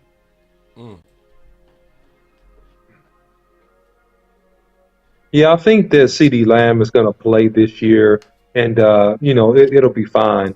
But I think that if it's not any type of movement, it could affect his attitude, and then he could become contentious. But the Cowboys like drama. So I don't think the Cowboys are really scared of that. So depending upon how well he plays in really a do-all year for Mike McCarthy, they may go ahead and extend him now, or they very well could make him wait. He better not have much drop-off. I think if he doesn't have much drop-off, they're likely to go ahead and extend him. But if he does have any drop-off, they'll probably make him wait.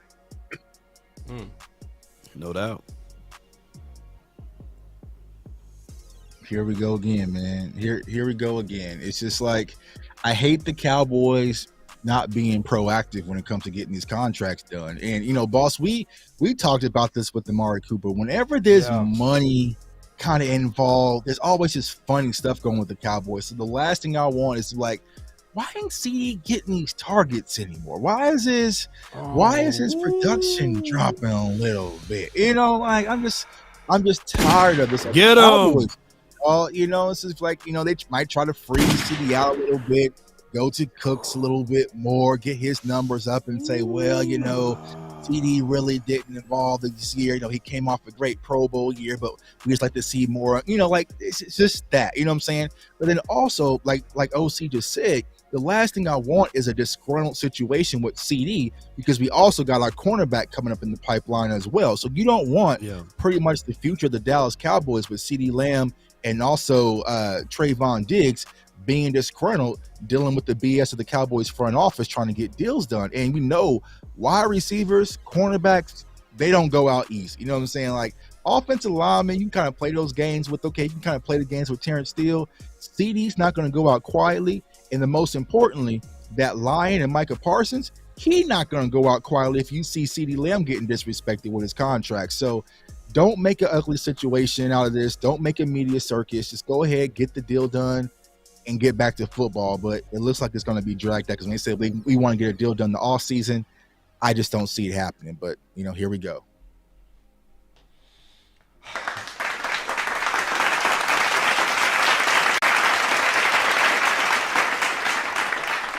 Yep. You want answers? Damn good job. Yep. Yeah. Absolutely. God, dog. Yeah, man. To be honest with you, bro, I think this is stupid, bro. Like, you remember R. Kelly was like, this is stupid, guys. This is stupid. Bro, this is dumb. Like, I don't understand why we get Pro Bowlers, why we get all pro guys, and this is what we do to them, bro. Like, why do we do this? I don't understand. To Tuck's point, you think Micah Parsons ain't seeing this right now? Right. You think Micah Parsons ain't seeing this and like, when it's my time for this contract, they ain't gonna do this to me. Yeah, all right. They tripping, bro, is what they doing. Lock up Trayvon, lock up CeeDee Lamb. These guys are young. They're the best at what they do. So you can maneuver them when it's time, so you can sign Micah Parsons. Like, why drag this out? Because what it does is, see, this is what it does. You have these lengthy contract conversations, then they have all the first takes of the world, then you got all of the undisputeds of the world, then you got a lot of the 80% of this fan base of the world, and then everybody, the people that yell out, he's not worth. Yeah, you allow those guys to have a voice. You allow those guys to have a voice, and then all of a sudden you got a disgruntled player who's not producing like he should because he's not secure. Bro, just knock it out and stop playing. Knock it out and stop playing. That's all I gotta say, bro. That's it. It pissed me off. Oh man, it's like when you know when your kids do something really good and you're really proud of them. Like, all right, man, y'all out to doing really good this week. I'm proud of y'all. And then a week later, they back to that same old bull. It's like, you know, they went and got Gilmore, they went and got Cook. So the Cowboys front office, we've been kind of cool on them. And then here they go back to their usual self, man. It's just like, damn, Law just left, but hit that damn button, man, because they mess up the CeeDee contract, and you seeing CeeDee going back and forth online, I'm gonna lose it. Yeah. Well, you know, something that DMV brought up that was fantastic, kind of alluded to it, is that it is a benefit of taking care of your players, because if you take care of them early on, they're very easy to renegotiate if you give them a good chunk of guaranteed money. If you need to restructure, do something different, they're much more amicable to make that happen with you, and even take a pay cut to stay on your team if their production drops. But if you give them the hokey pokey and you shove them around the block a couple times, man, put them in a wash machine, stomp on them, throw them out on the street to get ran over a couple times, then it's not as a healthy of an environment. So, we'll see what happens. Yeah, man. So we got Law back. Law, you back? Yeah. Got my little one right here. But yeah, so when you talk about those things, OC, you're right. Nobody want to let contracts go to the end of life. And the best prime example would be, what's his name? Jalen Hurts. You remember Jalen Hurts, right? They signed him early. They didn't let his contract become the end of life. And you can do so much more when you extend versus letting those contracts get to the end of life, y'all. And that's what the Cowboys need to go ahead and do. 3 contracts that they need to take care of: Terence Steele, CeeDee Lamb, and Trayvon Diggs. Absolutely. So, and don't make it messy. Don't make it messy. Don't make them messy. Don't drag it out all over the media. Man, if I'm one of these Cowboy players, I'm hiring Al Heyman to do my negotiations. CeeDee had some drops. I will say this though. This and is Nicole, one of the better off seasons in terms of the Dallas Cowboys not doing the negotiations through the media. This is one of the best years for now. Now, and I agree, it's for now. I do, because this feels like a ball drop. I just hopefully it's not a full ball drop. Hopefully this is one of those things where they did it to buy themselves some time to continue talks, right? It looked like a deadline was pending and they wanted to get ahead of it, the 5th-year option. At some point it might have to get nasty, and that's likely gonna be on CeeDee Lamb. And if I was CeeDee Lamb, I'd be prepared to get nasty. The problem is, if you do get nasty, that's gonna put you at odds against the fans. That's just gonna happen. We saw it happen with Cabo. But I think if you are CeeDee Lamb, you gotta let them get through the draft and see how the draft landscape looks. Let's say if they don't get that receiver, then you got more leverage if you hold out. If they have a Quentin, they go pull a Zeke on you. You know what I'm saying? If they have a Zay Flowers, they go pull a Zeke on you. So we'll see. And I feel you, Tuck. It's we'll see if they continue to keep their silence. So far, it's been pretty, to their standards, it's been pretty good. All right, so we got the last mock drafts. How many we gonna do? One? Or y'all want to do 2? It's that time, y'all. We doing 1? Do 1. All right, we doing 1. All right. All the marbles. Yeah, I gotta leave at the top of the hour though. Okay, we out. Let's make it fast then. This is the last one of the show. Man, there's no more draft shows. Started. All right, here we go. Now let's see if did Darnell go? Yeah, he's gone. He gone. He don't have a drop for me. Okay. All right. So then you consider Anton? Anton, that's my guy right there. I go Anton Harrison right there. You would go Anton? I go Anton. That's my vote. Okay. I will go Anton. You know what? I thought about something. We should open up how many people on this panel? Yeah. We should open up 4 windows, right? Of mock drafts, and then all of us go with the Cowboys and see who come out with the better grade. It would have been dope, man. Oh man. You see what I'm talking about? Open up 4 simulators. And we all just pick our picks, man. It's just too late for this show. Yeah, I know it's too late. Yeah. So if I had to, I would say Anton Harrison, and he's the guy I've been saying that makes the most sense for the Cowboys. Even though I like Darnell Wright, it's just going to be a stretch to get him there. I feel like Anton Harrison will be sitting right there at 26. So if you want to kind of get your offensive tackle, he would kind of be the guy to play left tackle. So I would go Anton Harrison here, even though Jordan Addison's hard to pass up on sitting right here in front of us as well. Yeah. Also, I know how y'all feel about Michael Mayer, but so let's talk through this, right? Yeah. If this is the Cowboys and we are in the war room, I feel like Michael Mayer would be the pick right here, though. Over Anton. Mm-hmm. Okay. Yeah. Can you scroll up a little bit, Boss? Who else is there? That's an excellent point because how many interviews has Anton Harrison got or any visits? We're the only ones who talk about him.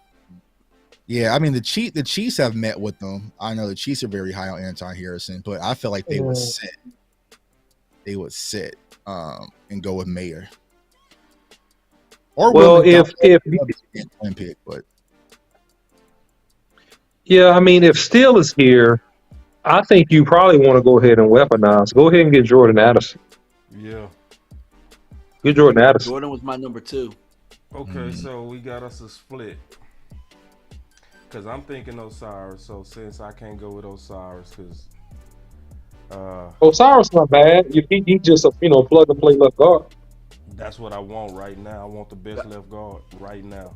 I'm gonna be honest. The guy that they really like, and he's not a first round guy, is John Michael Schmidt.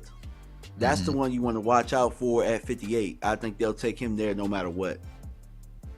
Because they're about as intrigued with him as they are Zay Flowers or JSN.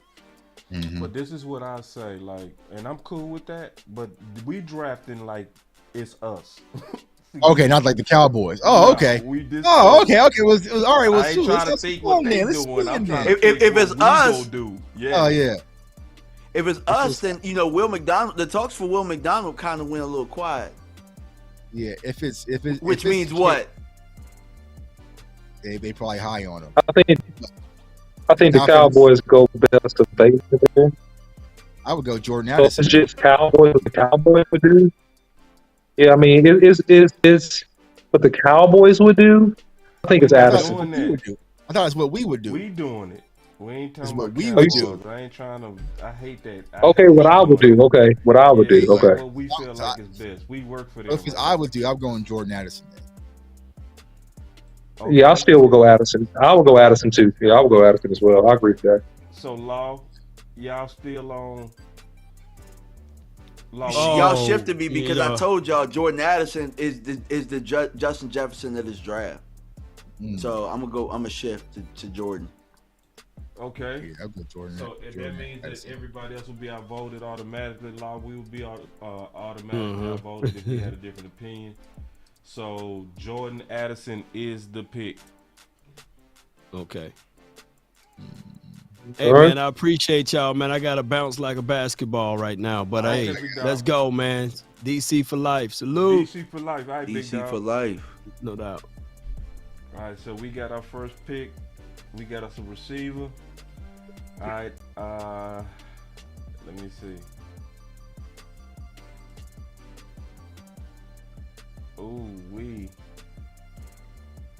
Them tackles went. And that makes sense. Tackles went fast, bro. Yeah, them tackles went. Let's look at them going. That's right. Well, we know we'll be able to get Zavala on the third, so ain't no use of panicking on that. Look at running back, boss. Right here? We can look at it. Look at. You said look at it or get him? Just look at it. Okay.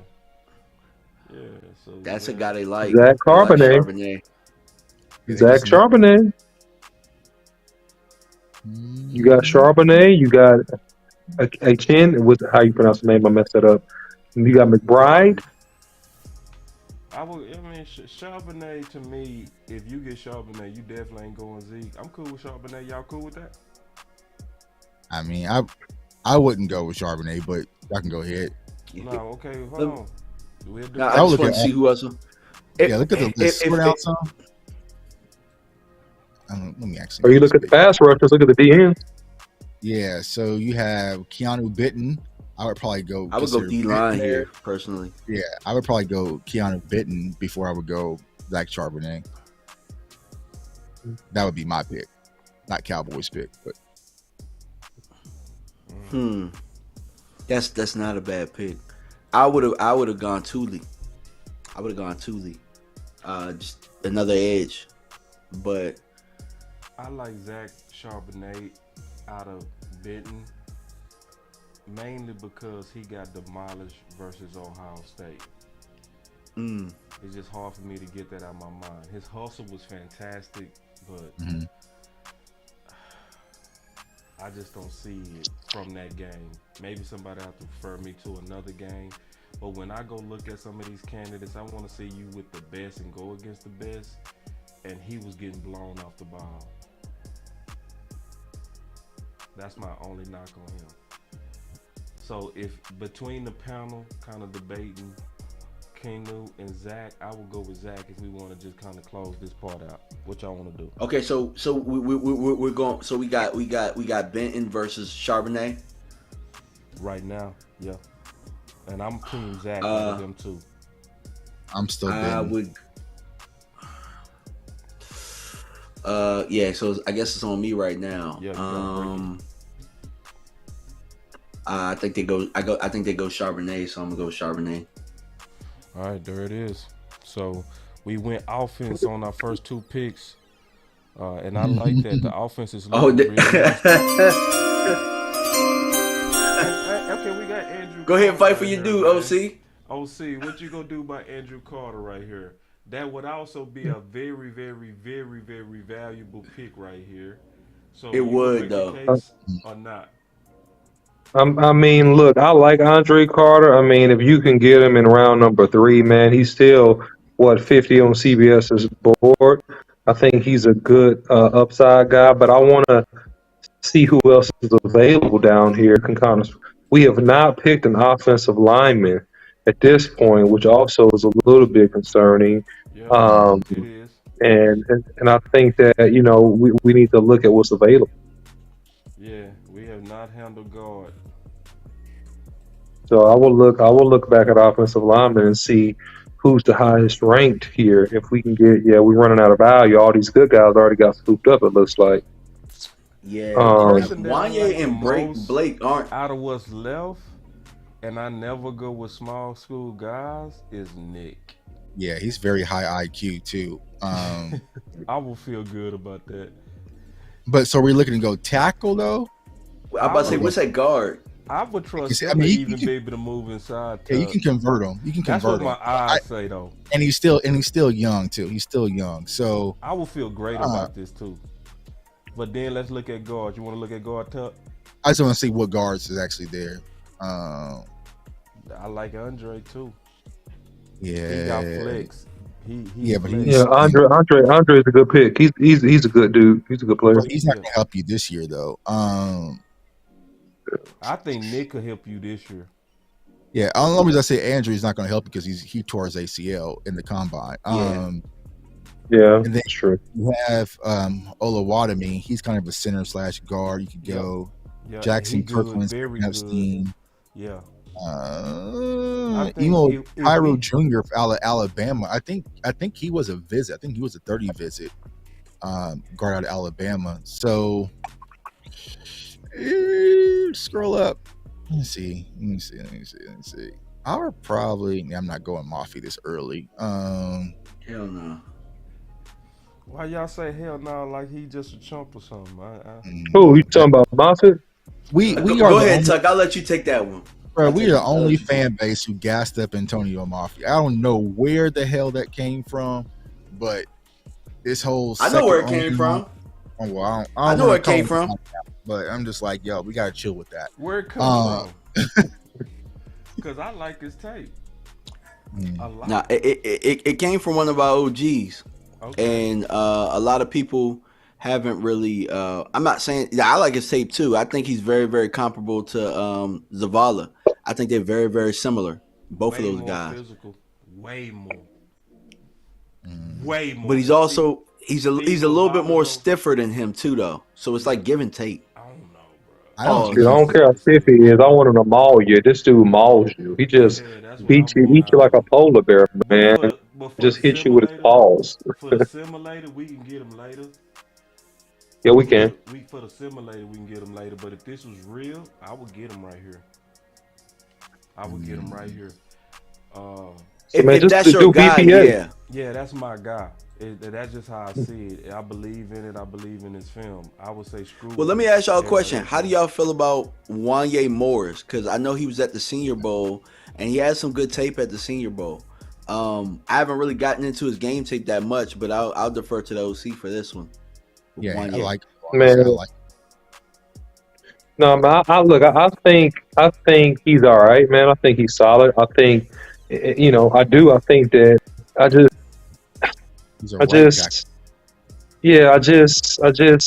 want a guy that can probably play on the left side, man. And I'd be confident that has the feet. He's all right, man, but the feet quickness and stuff like that to be a blind side, I want somebody that can play on that left side. It's not that I have a knock on him, but it's just I want somebody that I'm confident that can play that left side. And I don't think he's a guard. I think he's more so of a natural tackle. That's just my take on him. So I'm gonna go ahead and go back. Nick got the best feet out of all of them right now. Well, yeah. Isn't Blake Freeland the guy that could kick in the guard? Because he looks a little weird to me. Not weird, but he don't really necessarily look like a tackle. Maybe I'm tripping. What do you guys think? I don't even know Blake Freeland. He's somebody I'm gonna have to look up. I've never seen him. I think he could go into guard because I've done a little bit of work on him. I think that he can go into guard. I think that he's not ideal playing left. He might can be a right tackle, but I think he actually could go into guard. That's my opinion, but I think that the dude needs to just get a little bit stronger from what I've seen in terms of game film. That'll be my opinion. I think since we waited, we're pretty much in developmental stages when it comes to offensive line, to be honest with y'all. I mean, forget it and go to Carter. Whatever y'all want to do, I don't care. I'm just talking.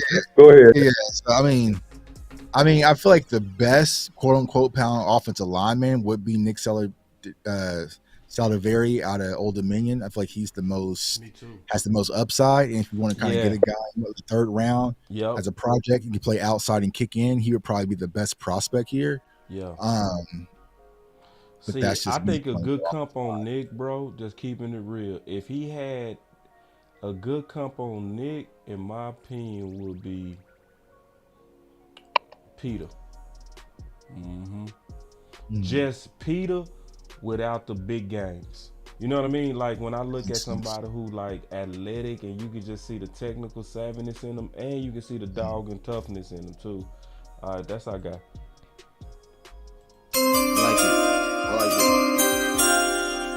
I love it.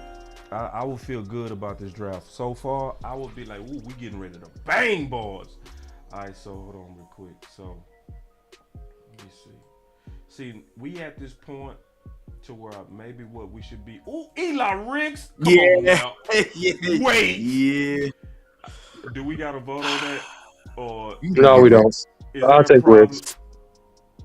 No, I would take Riggs there, man. If he's still on the board, which is very surprising, but I would take him all day. Oh man, this draft is hellified nice. That's a good pick. God, dog. Now, let me see. What's your thoughts, Tuck? Who did we just take? Riggs? Yeah. I mean, I'm cool with it because I'm trying to get one of those corners up out of there. So, let's see. Where we at, right? Dean, but not well. Trey Dean would be very fair right here. His rank is 170. I'm about to say go back up. Pause by Trey. See, let me sell Trey real quick, and then I go up real quick. Trey play everything: nickel, safety, corner. He play everything. He the most hybrid out of everybody. He also very Dan Quinnish with the height and the weight. You know. He also a 30 visit guy from them, and I've been watching him from 2 years. I would feel very confident about him coming in here and competing and playing some special teams. Who did you want to look at? Well, what I was going to finish saying about Trey Dean is I heard he was better at corner. I have a couple of guys that I trust that follow the Gators, and when he moved to the star role, that's when he started to struggle a little bit. So I think Trey Dean might be kind of a Dan Quinn guy, but I don't know if you would play him in the same role that they had him in at Florida, because I already used to get roasted. I I will play him as a big nickel. That's how I would play him. I will put him in. He would have to go compete with Dono. That's what he would do if I'm looking at this. But you know, and then safety, we got a deep safety room, but we gonna lose a lot of contracts next year. Mm-hmm. So do we beef up the safety right now? Do we start thinking about those guys for next year and thinking about getting them going in special teams? Or let me go look at Mafia, man. Let me see if Mafia. Because what about bringing in competition? What about bringing competition for guard? I probably would double up at some point. But there was somebody on that list that I was pretty high on that I wanted to get you guys' perspective. Okay. All right, who you got? Who you hiring? Okay, I think that it was. Hold on, go down a little bit. Mm-hmm. It might be. So I'm thinking, if Dallas does want to beef up the tight end room, Davis Allen right here is a pretty good value. He's a guy that can go up and get the football. He's that vertical threat that the OC was talking about. Yeah. 6'6", 245. He's the type of guy that is a Jermichael Finley in this offense. I agree. So I definitely. I like that pick. I like that pick, DMB. That's what I was thinking. I had Jamarcus Finley by him too, bro. That's exactly what I had in the Boss Cowboy guy. I like that pick, man. If you guys like it, but whatever you want to do. But no, I think that's a good pick here. I'm still thinking Mafia though. For me, it was between Allen or Fehoko, the edge, because Fehoko is pretty good too. The Mountain West has some sleepers like Jonah Tavai. I got to those guys last week. I think Jonah might be able to go the next round, but Viliami Fehoko, solid edge, man. But for me, I would go Davis Allen here. But what you think, Tuck? Yeah, I'm leaning towards actually Broderick Martin out of Western Kentucky. Because we need to beef up the interior and try to stop the run. He's a guy that can be your one tech. He's a big guy too. Yeah, he's a big body. So I would probably go. That's a good look. That's a good look, man. I like it, Tuck. We going with that. They called him a poor man's Jordan Davis too. Great job. I think that's a good time for that too. So we still got my boy Trey Dean on the board, so we good. Let's see if Mafia on the board, and then we might. If Mafia's still there, when he went, damn, I was about to say, if he was still there, I would have got him. But there's a guy on that list. Like, go down a little bit. I want to get the OCs because I know the OC watches dude. The guy Henry, was it Ben Balu or something like that from Washington? I know he's 337 on here, but I know he was high early on in the process. What you think about him, OC? Man, I think he's okay, man. I think that he's a guy that's solid but not exceptional doing anything, which is kind of why he fell. I think he's a body and a guy in for depth. And maybe he's a backup type player, man. I don't think that he's going to help you initially. I think, of course, anything could happen without working hard here. But I just think that he's kind of he's an in-betweener. You know what I mean? He's not bad. He's not great. He's like an in-betweener. That's my opinion. Yeah, I agree with that because I think he played tackle, and I think they're saying he's a guard. So he might be a guy that's an undrafted free agent. I just wanted to point that out. Look at edge rusher real quick, defensive end. Let's scroll down. I'm sure he's gone. We do have Isaiah Land. I was looking to see if Tyler Lacey was still there from Oklahoma State, but I think he's gone. Let me look at linebacker too. I was gonna say linebacker. We're probably wiped out because we're in the 6th round. Ventrell Miller, Michael Jones, Charlie Thomas. I did not like Troy Brown's tape at all. I'm gonna be honest with y'all. Yeah. Kind of undrafted. Mahamu Diabate was pretty solid. There's Jeremy Banks. He can take the risk that the guy has some concerns and get you a high quality linebacker there. Yeah. Let me look at. I will go with Jeremy Banks. Let me just look at the all real quick. Yeah, I think Jeremy Banks would be my guy right here because I'm very high on Jeremy Banks, super high. So yeah, he's a high motor guy. If he can just get his attitude right. That's what's wrong with him. He kind of off. Yeah, he has some It's not like legal off the field stuff. He just had, Yeah.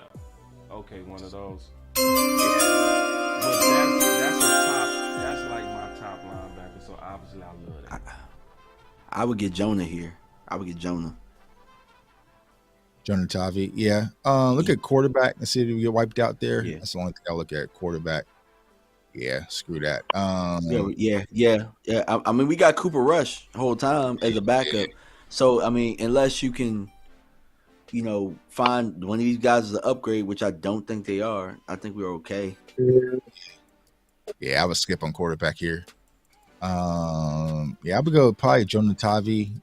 Scroll down just a little bit for me.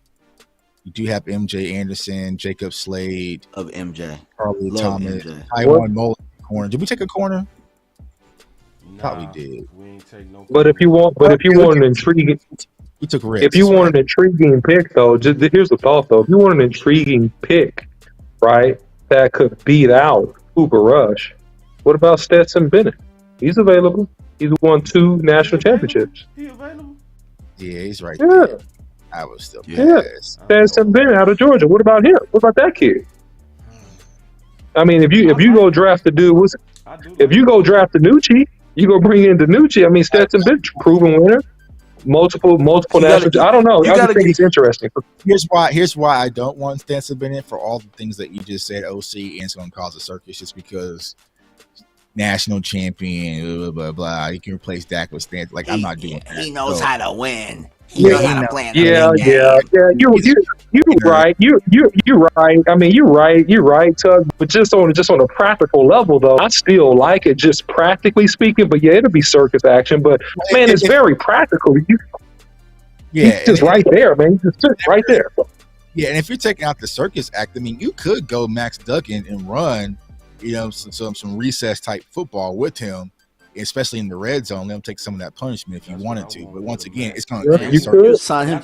He's going to be an undrafted free agent. I ain't draft no damn Max Duggan.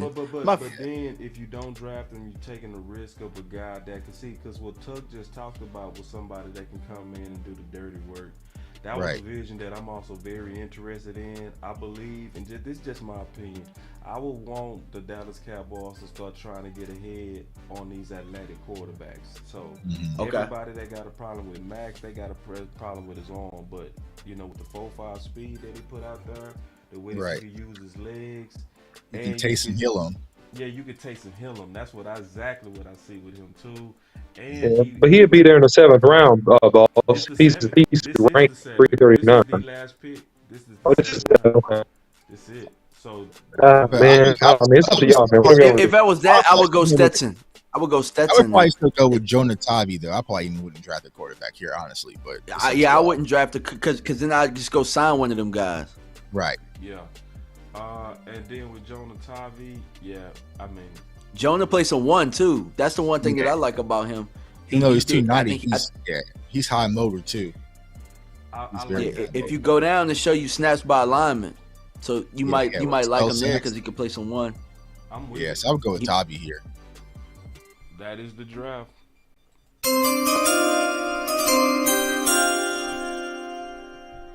All right, so it's probably got a B. What we get? B. Yeah, maybe we probably took Nick a little too early, but me on that Jeremy Banks, they killed me. Yeah, A- on Eli. Yeah, so there it is. I think this team would be good though. That's not Zach Charbonnet, the pitcher, by the way. I know, bro. That's so crazy. No, they did him bad. That look like the baby. That's what I thought. Hey, baby. Hurricane Chris. Hurricane Chris. Like Hurricane Chris. That dude look like Hurricane Chris. Would this team win a Super Bowl?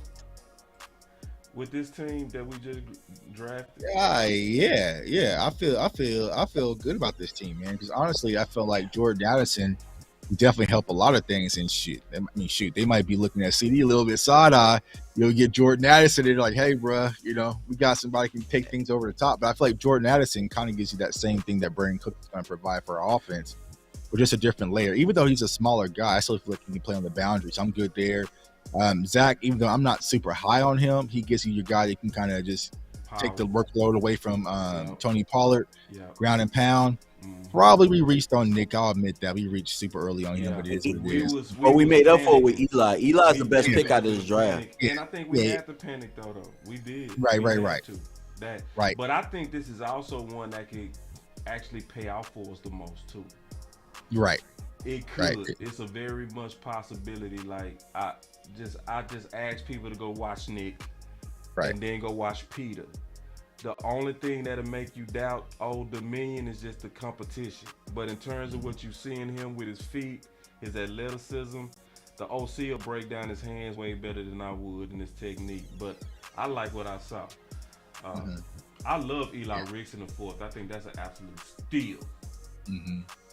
So yeah, because you want to know something about Eli? And I know a lot of us Cowboy fans, because we watched them last year on tape, we're high on Deron Bland. Eli Ricks is right now better than Deron Bland, bro. Right now. Yeah. You know what I'm saying? Eli Ricks ran a 4.3 at his pro way. 4.3. Right. I think I might even have him as my overall type corn. I might. And that's my Kim folk, man. He can ball, man. He can ball. Yeah. So let's get into this final words, man. I'll kick it off. So first of all, man, I want to thank you, DMV, and you, J Tuck, for the contribution that y'all definitely added to the final word. I think both of you guys every week was very professional, brought very good insight. I really appreciate all the insight that you guys definitely bring from a fresh perspective. I appreciate all the hard work from y'all edition. I think it's been fun. I hate that this is the last week. I really do, because we will have to find some kind of way to do some more content in the future, because I was growing to really just love Thursdays like I love Tuesdays. I look forward to Tuesdays. I was now starting to look forward to Thursdays, and I feel real good that this group I could just basically turn the camera on and go. Like, I don't have to do much prep, because I know the intelligence here is going to be amazing, and the perspective. So first of all, thank both of you guys for your contribution to the off season and your ideas. Now, I sincerely believe that our voices matter. I think it was some ideas that went across the nation from this show. I really do. I think we threw some rocks into the pond and ideas rippled. And it was because of just, you guys and everybody on the panel. So my final word would be thank y'all. Thank y'all a lot. And I look forward to next week where we doing this all live together. Now, Tuck will be on Media Row. So it's going to be hard for him to take a break. But if he can, he going to take a break and he's going to embed himself into the show.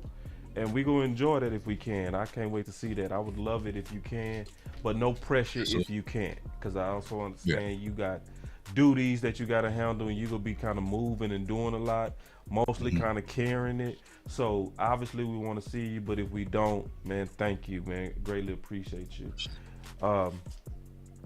And then my last thing is also, man, I said that my book was going to be out on Wednesday. It's probably going to be out for sure Saturday.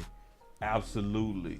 So y'all be on the lookout for that. I'm excited about that. I'm just doing my last minute checks. That's the only thing I'm doing now, is I'm just combing through, doing my last film evaluations, because once I put my thoughts out there, that's it.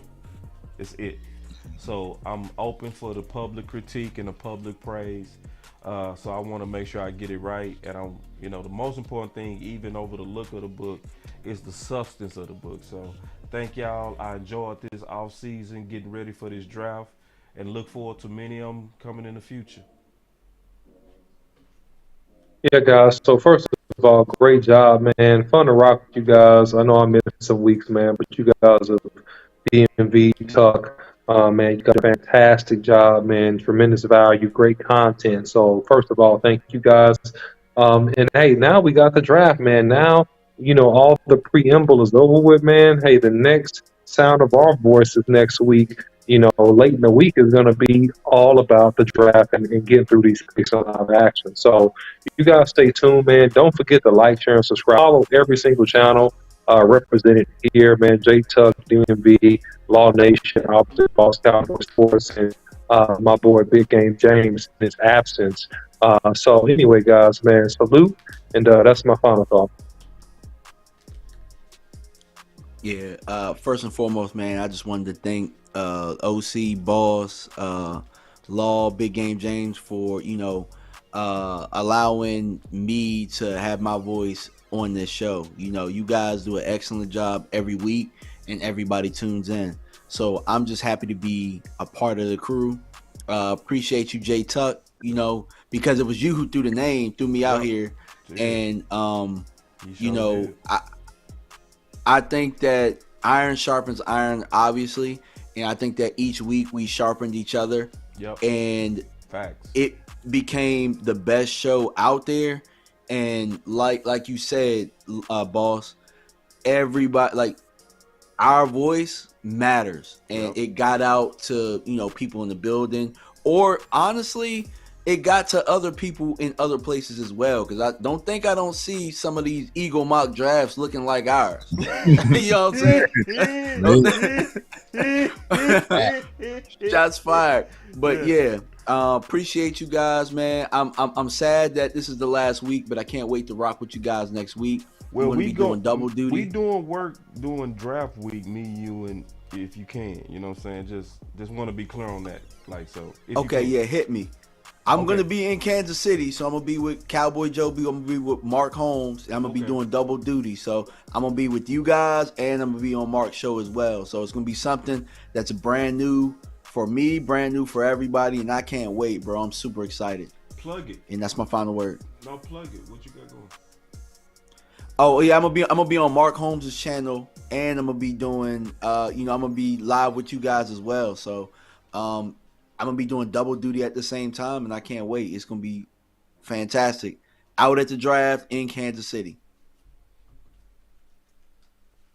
Yeah, man. First and foremost, I got to start. This can't be the last draft show because we got to come on and recap all this hard work that we've done. So we're definitely doing that post draft. You know what I'm saying? We got to recap it, bro. You know what I'm saying? So we'll definitely Yeah, we'll definitely be able to do it. We'll be back, man. But first and foremost, man, these are my brothers. I can't, say again, thank you guys. Not only just for everyone on the panels, but everyone who's been watching the show across Cowboys Nation. Yeah. Anyone who embraces my draft content. I started this in 2020 just from that original clip that Boss posted, and just from that standpoint to be able to be on Media Row here next week in my hometown, interviewing players, meeting players. It's a huge blessing. But that's a testament to not only you guys, but also some of the work that I've done. And, I really enjoyed you guys opening up your doors and inviting me on the Final Word, which is one of my favorite shows. I'm always in the chat just watching just like everyone else, but I respect my brothers, everyone on this panel. And so it pushed me to a much higher level. I feel like this is the most complete draft analysis and study I've ever done in my life, man. I'm 7th round deep. I'm HBCUs. I'm everywhere because I know every Thursday night my brothers are going to bring their best effort, and I trust the research and the effort that they put in. So I want to say thank you guys for inviting me, everyone for embracing me. And like I said, even though I'm going to be doing different things with the radio station here and there and with the TV station on Thursday, this is my home, and I'm definitely going to find a way to get on stream with my brothers and talk about the draft. So, it's not like J Tuck is going somewhere else and I'm forgetting my brothers. Absolutely not. I'm bringing y'all with me. So I appreciate y'all. Thanks for rocking with me. And if the Cowboys go tight end, let's get it. Peace. That's my final word. So we gonna be back, y'all. We gonna have to recap this. We gonna have to recap the draft.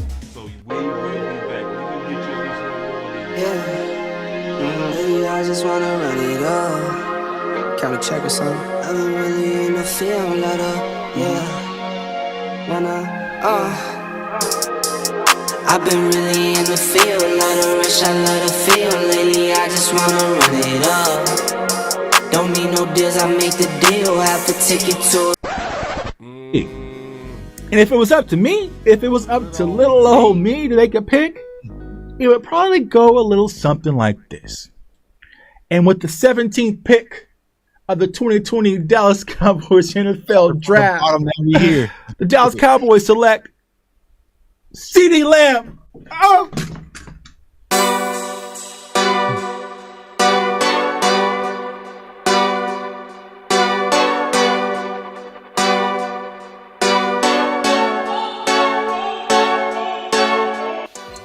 move down. The smart thing would be to move down, but the Cowboys historically don't. Boss could be a trade down here with Justin. We got to trade. We got to trade. Boss Cowboy Sports in the OC. We got to trade. I said this is the place to move We down. were just sitting here talking Justin Fields. I said it loud and clear. This is the place to move down. Go hard, or go home. Go home. Go hard, or go home. Go hard, or go home. Go hard, or go home. Touchdown like the end zone. When the circle turn to my home, can't get me out of my zone. Go hard, or go home. Go. I love Parsons as a rush defensive end, right? If you draft him and you put him on the end, turn him into another DeMarcus Ware. Let him rush the quarterback, get upfield, and create damage to the other opposing offense. We got the pick. Man, here it is. We got the pick. Yeah, this gotta be Parsons. Like, Parsons the best player available. Go home. Yeah, these championship rings on my hands now. In my head, I'm top 10, yeah, that's hands down. You a squad, now you're looking man down. Funny how foes turn to friends now. So the Cowboys just selected Jake Ferguson with pick 129. Hey, I'm good. I love the pick. I love the player. I know that a lot of people will say that this is probably a reach. This is about where I had Jake Ferguson. Really solid player from Wisconsin. He can do all of it. He can block. He can run routes. He can actually make people miss in the open field. Never race car like a Atari now. Car filling up, I need product again. Treat the business like a playground, might slide on you. Do me wrong, might slide on you. Do a backflip, cause I'm mad rich. I'm the definition of what that is. Go hard, or go home. Go hard, or go home. Go hard, or go home. Go hard, or go home. Touchdown like the end zone. When the circle turn to my home, can't get me out of my zone. Go hard, or go home. Go hard.